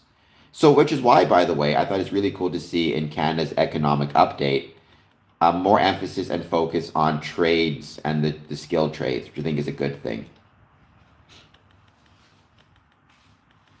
So, Wannick, there's a couple different reasons why, but primarily it's because the Nazi Party had linked erroneously and incorrectly Freemasonry to Judaism. Now, the extent to which they truly believed it, I have no idea. I think it mostly just made a very convenient target to attack, because fascists and fascist regimes are always looking for political targets because they need enemies. That's how they operate. They create an enemy, and then they use that enemy to stow fear and anger within people, and then use that fear and anger to justify whatever atrocities they wish to commit. And so this goes back to Mein Kampf, but Hitler linked Freemasonry to Judaism and used that as an excuse. Also, obviously, no fascist government is going to want to see, for example, any type of private group. A fascist government is always going to be about total power and control from a civil authority over the population. Civic engagement creates a different type of authority and relationship. The relationship is more between the community and not from the community to civil power. Not to say that civil engagement is not incredibly important. You need to have civil power and you need to have governments, but you also need to have relationships from neighbor to neighbor, friend to friend, or brother to brother, as everybody should. But Wannick, there are some really incredible and really cool, really incredible and really cool stories. I mean, when I say cool, I mean cool in a very sad way, but cool nonetheless. Stories of, like, I'm trying to think of a good example of it. Like, there was the Cherished Liberty Masonic Lodge that was started in the Erstwergen concentration camp. So that was 7 Masons practicing Masonry in a concentration camp. Moore Park Lodge. Okay, well, I mean, I'm sad that it got sold. I hate to see our Masonic buildings sold. Hopefully, the mosque will try to maintain some of the Masonic elements in it, like the facade, and be respectful of its history. I mean, he should have written those books, but he should have been even more clear than he was. Though he did try to be as clear as he could be, but even more clear, added more disclaimers that he was giving his opinions and his philosophy, not actual, Masonic legislation.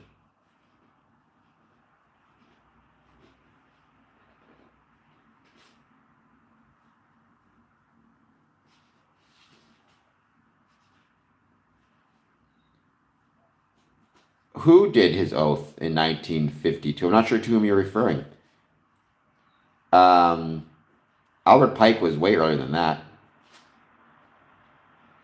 I mean, he was not just weird. I'd say he was pretty terrible. I'd say he was a pretty monstrous human being. Um,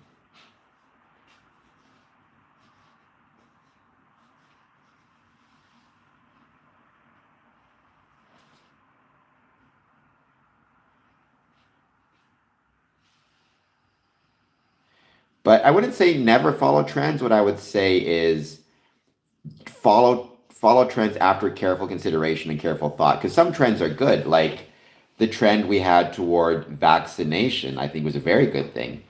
So I'm all for following that trend. I'm not for following an anti-vax trend. So it depends on your research and your knowledge and your common sense. Um, the fact that it's not all about the individual, but it's about the individual's ability to impact and affect the community and the group, Courtney. The individual is not the most important thing. What's important is the extent to which the community as a whole flourishes. And that means people need to be willing to sacrifice. sacrifice for the common good of their community, for their lodges, whatever else it might be. And if you're not willing to do that, you are going to find Freemasonry continuing to decline, as well as civic engagement continuing to decline.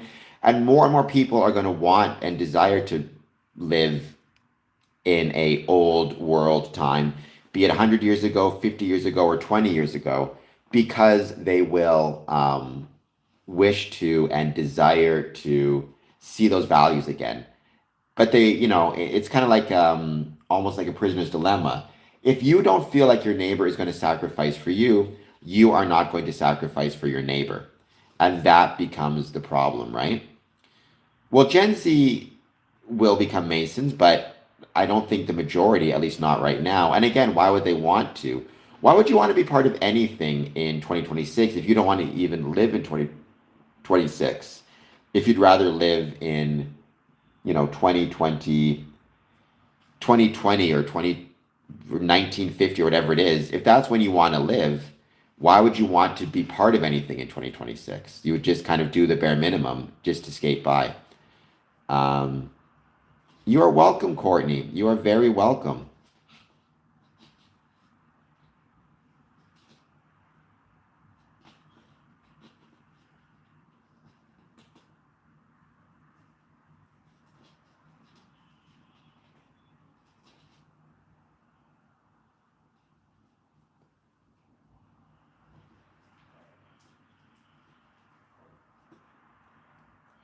Well, I mean, at the end of the day, you're never going to know for sure. You have to just rely on the people who went to the school and the people who did the testing. And, it's human nature. Like, this idea, like, I'm not a mechanic. I don't know how to fix cars. I have to rely on the fact that when I get into an Uber or get into a bus, there is a qualified technician who has made sure that car is safe.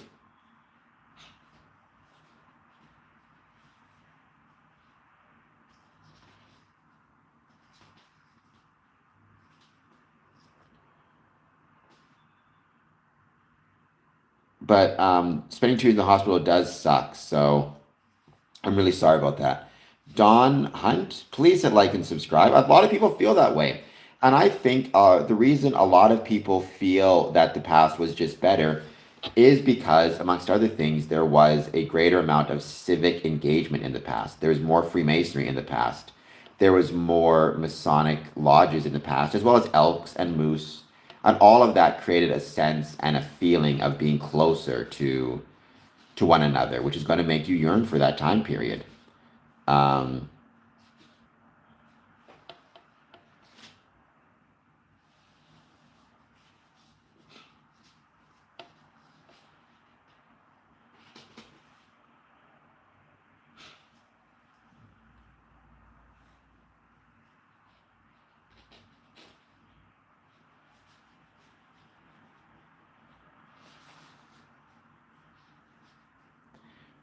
Hello, Click. By the way, Click, yesterday you did your first ever super chat on my channel.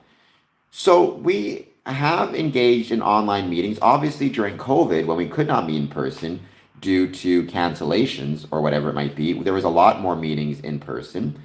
Um, a lot more meetings online. We actually did several meetings online. I think one of the ways we've dropped our ball is we don't have as many meetings in online anymore as we should because there are brothers who are sick, who are ill, who can't make it to lodge, whatever it might be, and an online meeting gives them the chance to still take part and still be engaged and active in the lodge. So I think it's really important to keep in mind. But different jurisdictional different rules about the type of meeting. Like in Ontario, we could not have meetings in person. When we couldn't meet in person, we had online meetings. We could not perform Masonic ritual. Rather, it was just a general get together and a hangout. Whereas in the States, for example, some jurisdictions allow them to actually perform Masonic ritual while online. So, Fox, no, your dog cannot be a Freemason. However, I've actually interviewed a couple different Masons who would bring their service dogs with them into the meeting. They were blind or they had an emotional service dog, whatever it might be. And as they would become a new officer, so when they became, for example, a worshipful master, they were given, the Mason was given a collar and an apron of the worshipful master, and the dog was given a collar and an apron. The dog got a matching collar and matching apron with the worshipful master. So I thought that was really cool. It does for many people. I mean, that's a very good attitude to have, Azorian. However, you want to be really careful. Sometimes people can become addicted with this idea of if they're always in the minority and they're always standing against the powers that be, they must, by definition, be correct. And that's just not my experience. Sometimes the majority is right, right? The way to determine what's true or not is not to base it exclusively on who is in the majority, who is in the minority. It's rather to use your judgment, education, common sense, and also trust that you don't know everything, and experts are experts for a reason. Um, yeah, we have Masonic rituals. Again, they're hard to do online, but some lodges tried during COVID to hold full meetings with ritual as well. So it can happen.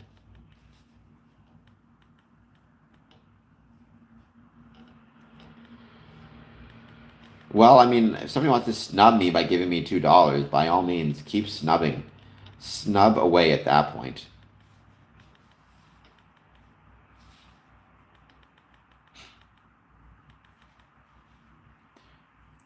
I don't think you are that person who is not a Freemason, by the way, but what's up?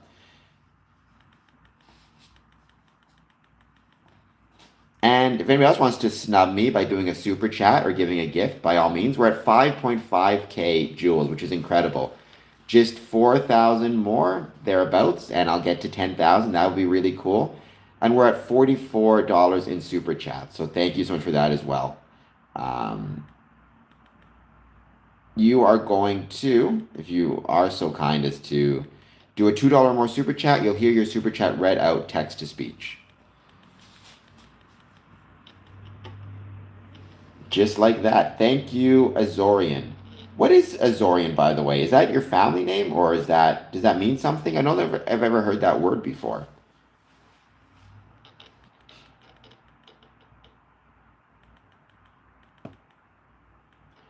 How to quit smoking? Find people around you who will support you in your efforts and announce your desire to quit smoking. And remember that you're doing it not just for yourself, but for your family, your friends, your whole community, which will be made better if you quit smoking. Don't just do it for you. At Azorian 888 Canadian dollars. That's right. Don't just, because if you type the full message, then that'll be read out text to speech as well. Azores, Portugal. Okay. There's lots of cool Freemasonry in Portugal. And in fact, like I mentioned, the Masonic lodges in Macau, across from Hong Kong, in China, were originally started by Portuguese Freemasons. So that's a cool little note as well.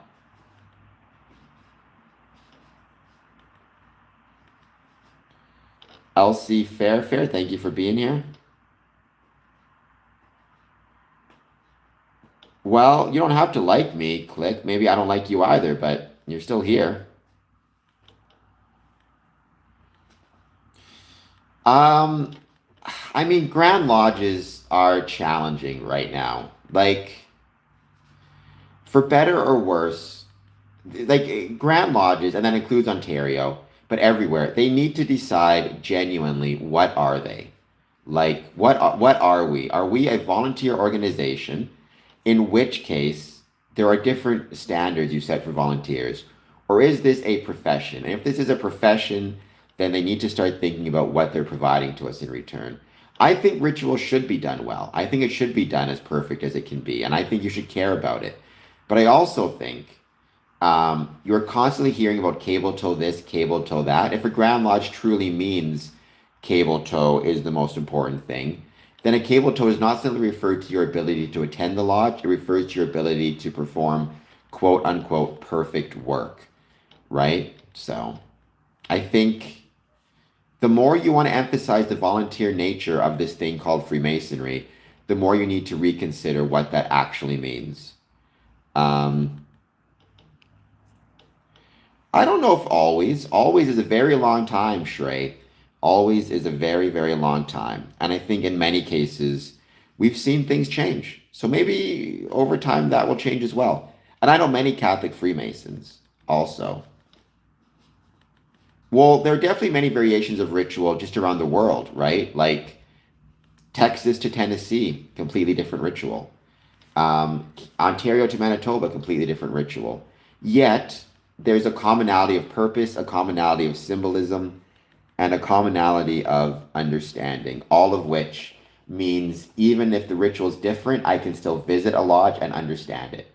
And that's a beautiful thing. Yeah, all have a common thread, absolutely. Well, you did it this time, so let's get this sorted.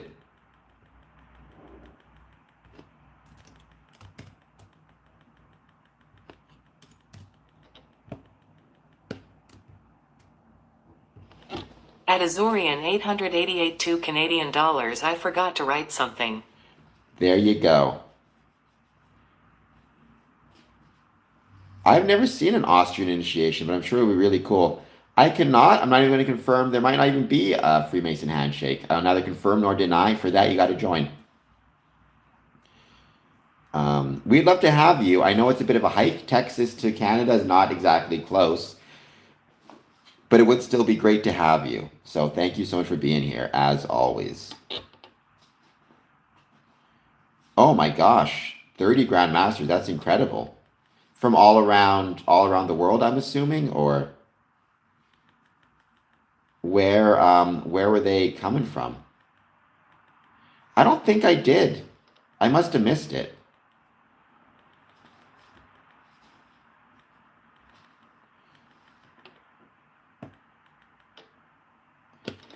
Sarah, I always appreciate your super chats very much. Don't forget, you can leave a comment in the super chat and it'll be read out text to speech.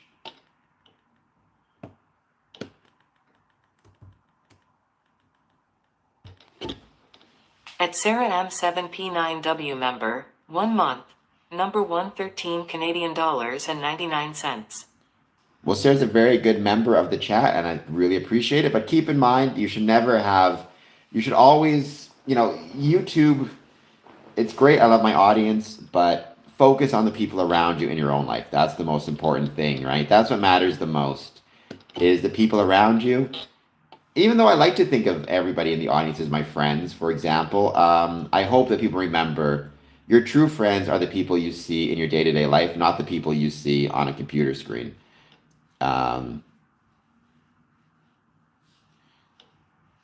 So LC Fair, yeah, I don't remember in Canada. There's a casino in Windsor, Ontario.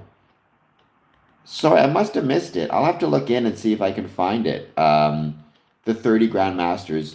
Do you know, were they from North America? Primarily from Europe? Where were the 30 Grandmasters from? Well, I'm very sorry you don't have any friends. My suggestion for that, Shrey, and I know this is going to sound trite, but join a Masonic lodge, you know, or join the Elks, or join the Moose, or join a bowling league. Find something you're interested in and do that. Like today, I'm going to a movie discussion at the library. So there's always something cool that you can look at doing. Usually, if you focus on activities that you will enjoy, that's the most important thing, because what that will do is you'll find other people who share those same interests and those same likes, and then you can go from there. But if you're satisfied working alone, then that's okay too. Right? It's not like you have to. You do what you're happy with or you're comfortable with. But in my opinion, it never hurts to think about the ways that you can maybe meet other people or make new friends. But you did say, I don't have any friends, misery loves company, which makes me think you might be miserable, which I would not want you to be miserable. I would not want anybody to be miserable. Hello, T-Bone. How's it going? Thank you for being here. As always, I hope you're doing well. Please take a moment, hit like, hit subscribe. Any thoughts you have on Freemasonry, positive, negative, or neutral, I'd love to hear them. Elsie Fair is right. No man is an island. And there's all sorts of discussions from, for example, the Surgeon General in the States, who reported isolation and loneliness as being a major health concern, almost on pandemic levels. Hello, British Defense League, to you as well. We are at 5.5k joules and 6269 nice super chats. So thank you so much for that. Let's see if we can get to maybe 10,000 or maybe 100 in super chats. Who knows? Do they mock rituals? I mean, so there's two types of ways that people can mock rituals, right? There's the fun ways, which I've never minded. My favorite example of this is, um, my favorite example of that is the Monty Python sketch where they make fun of the Masonic handshake. It always made me laugh. If you never looked it up, look it up. It's hilarious. Genuinely. It's one of the funniest things ever. And and that type of stuff I don't mind. There's like Psych had a great episode about it, but then there's also on the other side like genuine people making fun of Freemasonry or mocking it in a more serious, hurtful way, and that I really don't like. Oh, is it goat or is it goat cake? It's a goat trophy. Thank you so much for that. That is incredibly kind of you. Um, There is a fine dining lodge out of the States. It makes, or sorry, out of England, excuse me. It meets twice a year, and I really want to go there and visit it at some point because it's so incredibly cool. It looks cool, anyways. And that would be an example of what's called an affinity lodge, right? Affinity lodge means a lodge that's designed and built around common interest of members, like, for example, the recent uh, the recent Starfleet or Star Trek themed lodge that opened in San Francisco. That's another example of an affinity lodge, right? In that it's designed to be focused on the shared interests of the brethren, all of whom love Star Trek and science fiction.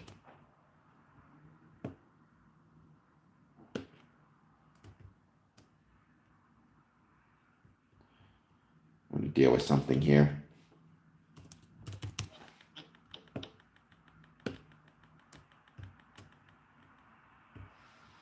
At Courtney P4P number 25 United States dollars brother, I hope this helps with your wonderful platform. Full score Texas SMIB.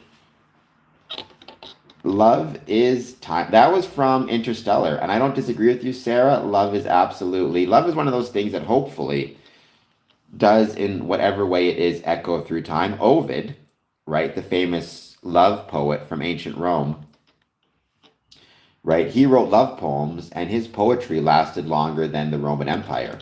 So maybe that does tell you something. Love is also what keeps you going when you're struggling, when you're experiencing Masonic burnout.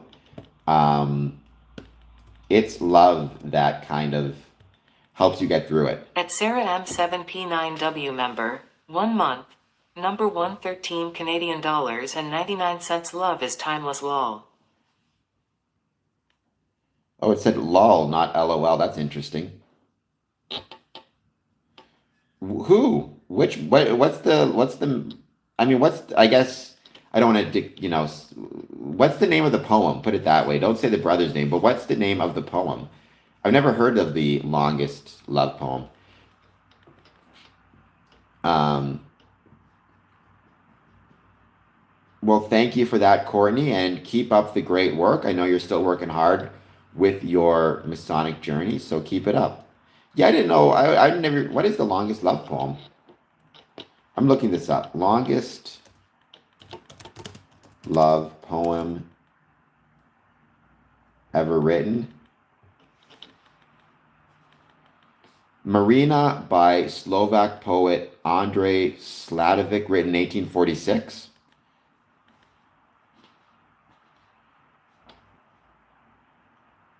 Knights of Hospitaller. Freemasonry originated, the Templars were persecuted. No, Knights of Hospitaller, that is not correct. Now, that is a common apocryphal story, don't get me wrong, and that's also a common Masonic legend, but the truth is it's a legend. I think it started with Chevalier Andrew Raymond in his 1737 oration, where he claimed Freemasons evolved from the Templars, but it's not literally the case. It's just a good story that provides valuable lessons that we as Freemasons can use. Well, so it's not they have little to do. They have a great deal to do with them now in the sense that we as Freemasons adopted the Knights Templar symbolism and kind of values, chivalric codes when developing the York Rite, specifically the final chapter of the York Rite. So.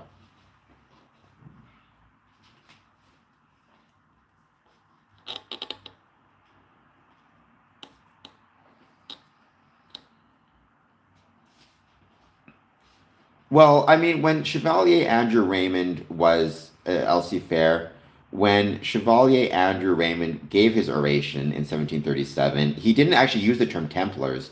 He used the term Crusaders. He said that Freemasons evolved from Crusaders, but most took that to mean and to understand that what was meant was actually the Knights Templars and not the quote unquote Crusaders in general. So you're going to take that for whatever it's worth. And possibly with a grain of sand. I mean, ultimately, so Freemasonry, right, which is speculative masonry, which is what we're talking about here, it evolved as a social club from the Stone Masonic guilds. Now, Stone Masonic guilds, you could argue those born out of the stonemasons who built buildings and then cities and then countries. I think that's completely fair. You could argue it evolved from the very first human ancestor who created a stone tool on the plains of Africa 3 million years ago. Well, we'll have to get better acting. What can I say? I think he does. I'm not sure. I mean, that's a political question, I suppose. What do you think of Pete Hegseth? I personally, and this is me speaking, I'm not a huge fan of him, but I'm also Canadian, so, but I'm not a fan myself. The poem name is Divine Verse World Record. Let me see. Divine Verse Poem.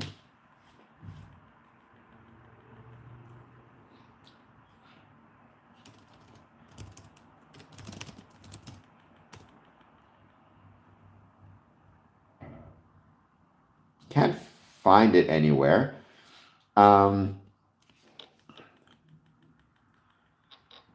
Did you watch the King? I did not watch the King's speech today, so I understand he took some shots, I think, at Trump, but I'm not positive.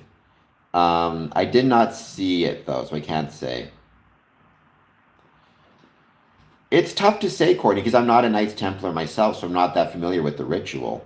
Um, so I mean, I'm conversant with some of it, but certainly, I mean, historically, the Knights Templar was a military order and a financial order. Most Knights Templars are not part of the military or finance, so that's one difference. World's longest love poem, Divine Verse. World's longest love poem, Divine Verse. Divine Verse, written by British poet Rahinder Tumber in 2017, is a 2,413 word poem recognized as a contender for the world's longest love poem. It explores the romantic connection between the serpent and Eve in the Garden of Eden across 244 lines. Tumblr, a hopeless romantic from London, wrote the poem to bring the record to the UK.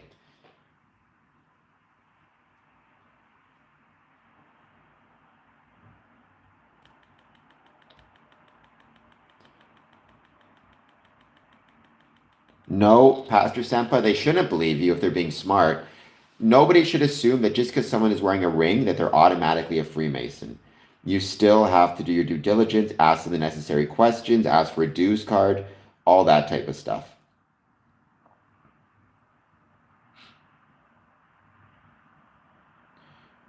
Once you do, if you go to Knights Templar, I mean, again, the founders of Freemasonry, the first speculative Masons were the Alexander brothers. You know, Sayer, first Grand Master of London. I don't think any of them were. Oops, we're okay. Any of them were necessarily, quote unquote, had Templar connections. Plus, it was 400 years, right? So there's about 400 years between the Order 66, I'm going to call it that, and Freemasonry forming. The Friday the 13th Order to disband the Knights Templar.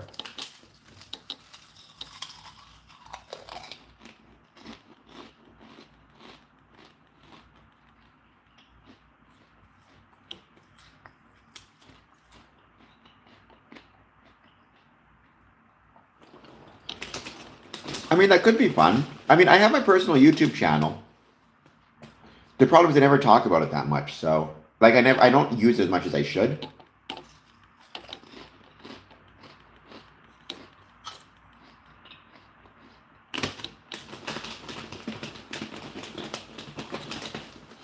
So unfortunately, I don't have as many videos on there as I'd like. But I used to do movie streams and stuff.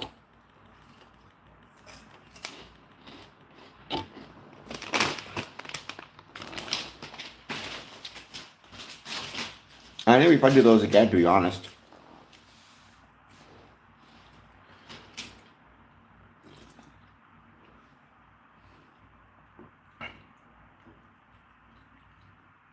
Well, they would have had to go underground in Scotland. But again, 400 years is a long time to keep track of family records and family connections, especially back then when you didn't have record keeping near as good as you have it today. So, like, stonemasonry well predates the Knights Templars, right? Stonemasonry, ancient Egypt, Stonehenge. Again, so stonemasonry far predates the Knights Templars. Speculative masonry or Freemasonry far postdates them. It's hard to see the connection other than retroactive and apocryphal.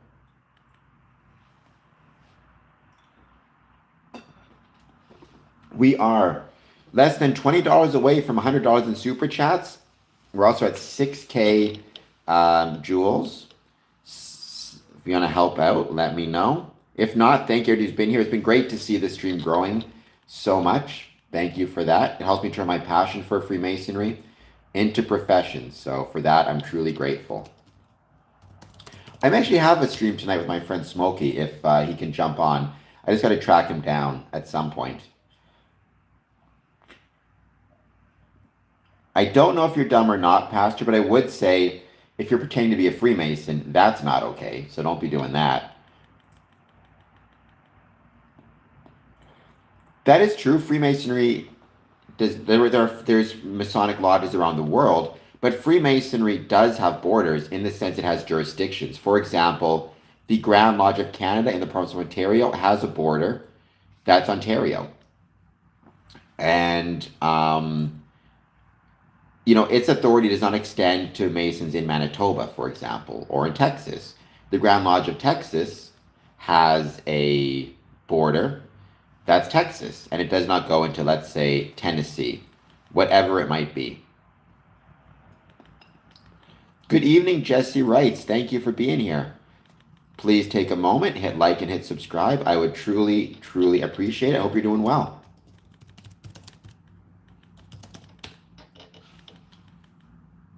So I can discuss anything I want. There are things I choose not to discuss, and those things are the quote-unquote Masonic secrets within our rituals, and I choose not to discuss them because what I have found is, what I've always said, I've said this a million times, failing to taking the time, the way that you create bonds between family members, between friends, or between Masonic brothers is through shared knowledge and shared experiences. If I start to share the knowledge of our Masonic rituals with non-Masons, it impacts and mitigates and limits the connection I have with my brothers. So I choose to maintain the privacy of our rituals as a way to maintain the bonds between our brethren. So there you go. So there is no jurisdiction of worldwide Freemasonry. UGLE represents Freemasonry in probably about 20% of lodges worldwide. That's about it, right? There is no single governing, there is no single worldwide governing body of Freemasonry. It's all jurisdictional. Once upon a time, I suppose you could argue, because there was one Grand Lodge and it was UGLE, that by default UGLE became the Grand Lodge of the world, but that very quickly changed. And, UGLE has no authority in Ontario, for example. In the same way, Ontario has no authority in UGLE in England. They have recognition with one another, but recognition is different than authority.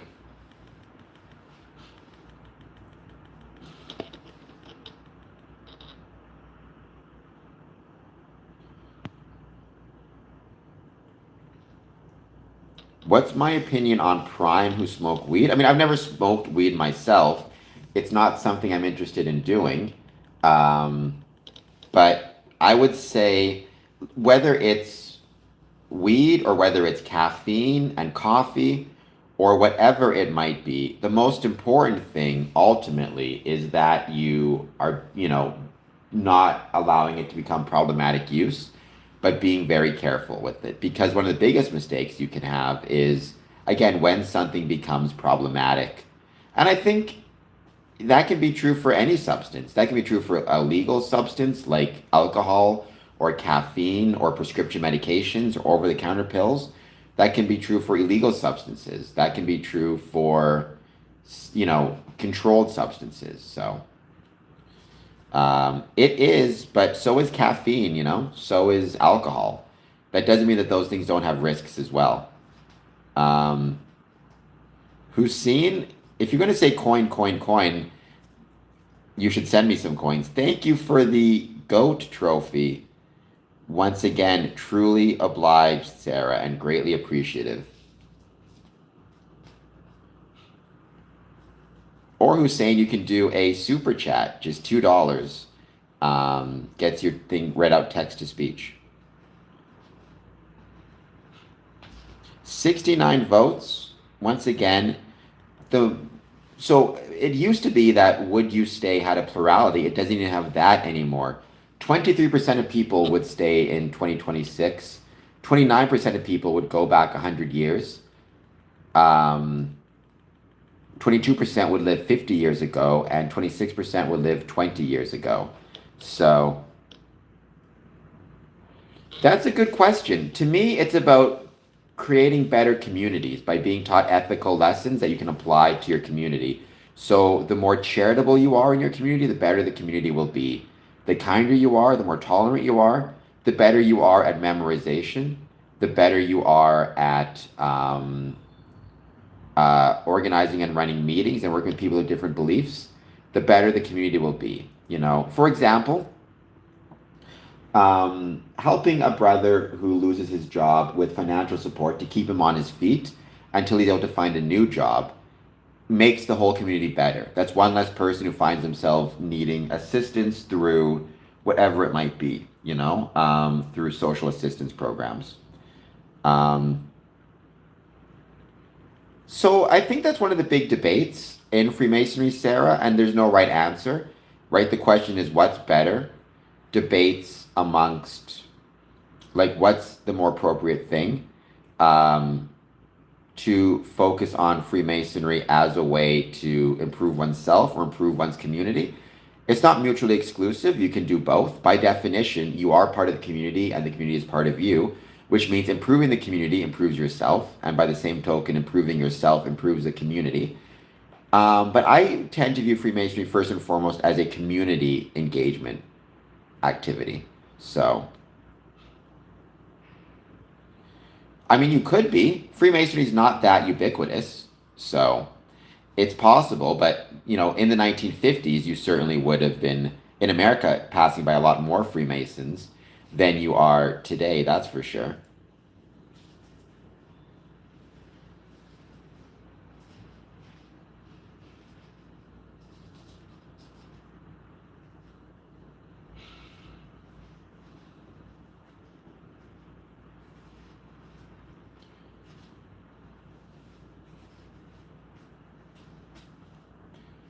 That's the debate in US macro, one for one for one. I mean, the problem is you can only do so much as an individual. Like, I have no interest in being a super rich, famous, or super rich person and being really well individually if, as a consequence of that, all my neighbors are hungry and starving. If for no other reason than sooner or later they're going to decide they want to take me on or take me down. You got to be smart and think long term a little bit.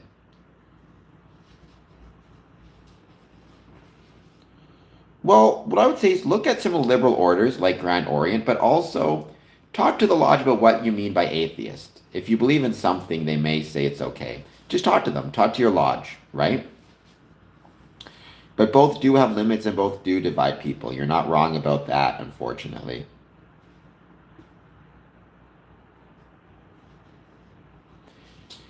I'd rather be part of the army than one man against the army. But some people love the idea of being the underdog, in fairness. Well, no. I mean, unless there's some type of rule that allows for smoking in a building, but whether that's a joint or tobacco, like most municipalities now, you're not allowed to smoke inside of buildings. So, um, and I would not be comfortable with any substances that alter one's mind. Like in the same way, I wouldn't be comfortable with anybody drinking during a lodge meeting. Um, so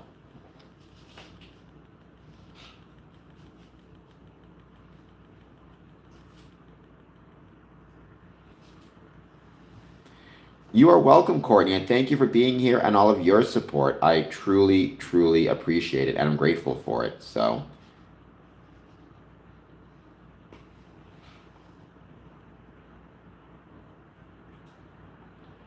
hey, people have all different beliefs, so whatever it is you believe on this channel. Again, though, for Freemasonry, they define Supreme Being pretty broadly, right? And because they define Freemasonry pretty broadly, you need to recognize and understand what that means in terms of don't do the work of the lodge for it. Go to them, express your views, define what you mean by atheist precisely, and you go from there. Thank you for the goat trophy once again. That is incredibly kind of you also. Thank you for all of your support on this stream. I've been truly grateful.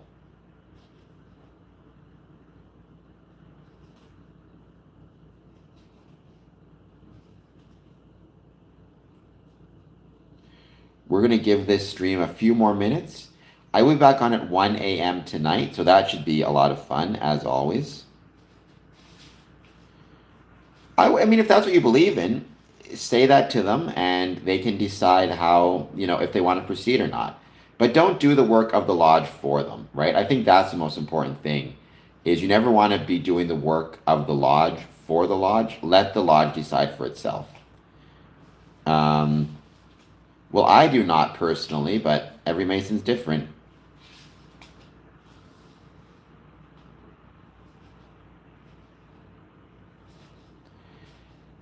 You can. I mean, you may be part of a jurisdiction that requires wearing of a suit and tie to a Masonic lodge meeting. But for your first visit, you don't have to. You can if you'd like, though. It's completely up to you. Usually, people for the first meeting, it's just show up and wear something comfortable. I'm glad for that, Courtney. There's a lot of great ones out there, so to be top 5 is truly a great honor. Well, when you say what kind of lodge, I mean, if you're just looking at joining Freemasonry, all that matters is that you're joining a lodge that is recognized and regular. So there might just be a single Masonic lodge in your community or town, which at that point, your kind of choices are limited, right? The lodge you can get to easily, and the lodge that is not going to be inconvenient for you to attend meetings at. Um, if, for example, you work, if, for example, you're not free on Thursday nights, don't join a lodge that meets on Thursday nights, right? Because that's not going to be a helpful thing. It depends, Azorian. Every lodge sets its own schedule. I'm a member of 5 Masonic lodges. Each one meets a different night of the week. The very first lodge I joined, it met on the first and third Fridays of the month. So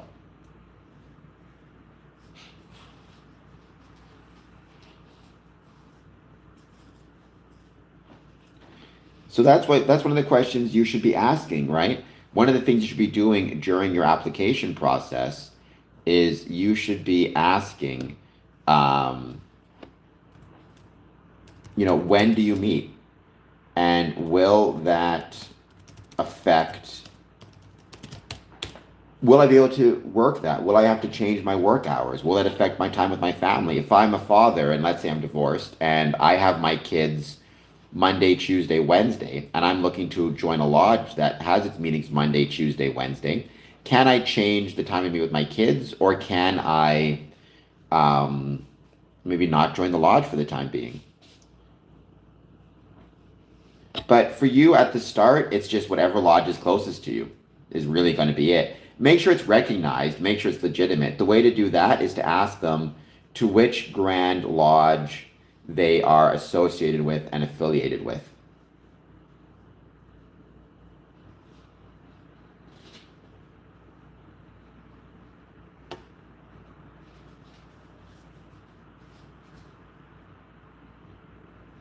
Oh, my phone is at 15%, so I should end this stream soon. I don't have to do a bunch of work today, because tomorrow I'm on my way to London, Ontario, which I love, by the way. London, Ontario is an awesome, awesome place. I used to live there and work there. People don't realize that, so I should get ready, though. I should get my place cleaned up. I'll be back on, though, at 1 a.m. You can find me then. Maybe I'll do a longer stream because I have to take the bus at like 7:45 in the morning, so who knows?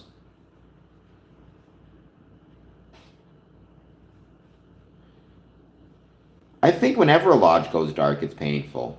And it's really unfortunate. And it's really unfortunate because it almost never has to, right? It almost never has to go dark. It's the brethren choosing it to go dark because they're not willing to put the work in to keep it going. And that's the painful part. The fact that the brothers just decide they're not willing to do what's necessary to keep it going. Um, and that's at least my experience, is to see something that could live be killed by a lack of interest, a lack of desire, a lack of effort. That's a really difficult thing to see. And I see that all across our Masonic lodges. No worries, Kevin, but thank you for being here. There are more people at night. It's funny. I don't know why that is, but it's crazy, the fact that that is the case. All right, guys. Thank you all so much for being here. I will see you all soon. Have an excellent, excellent night. Talk to you guys, or afternoon. I'll talk to you guys tonight.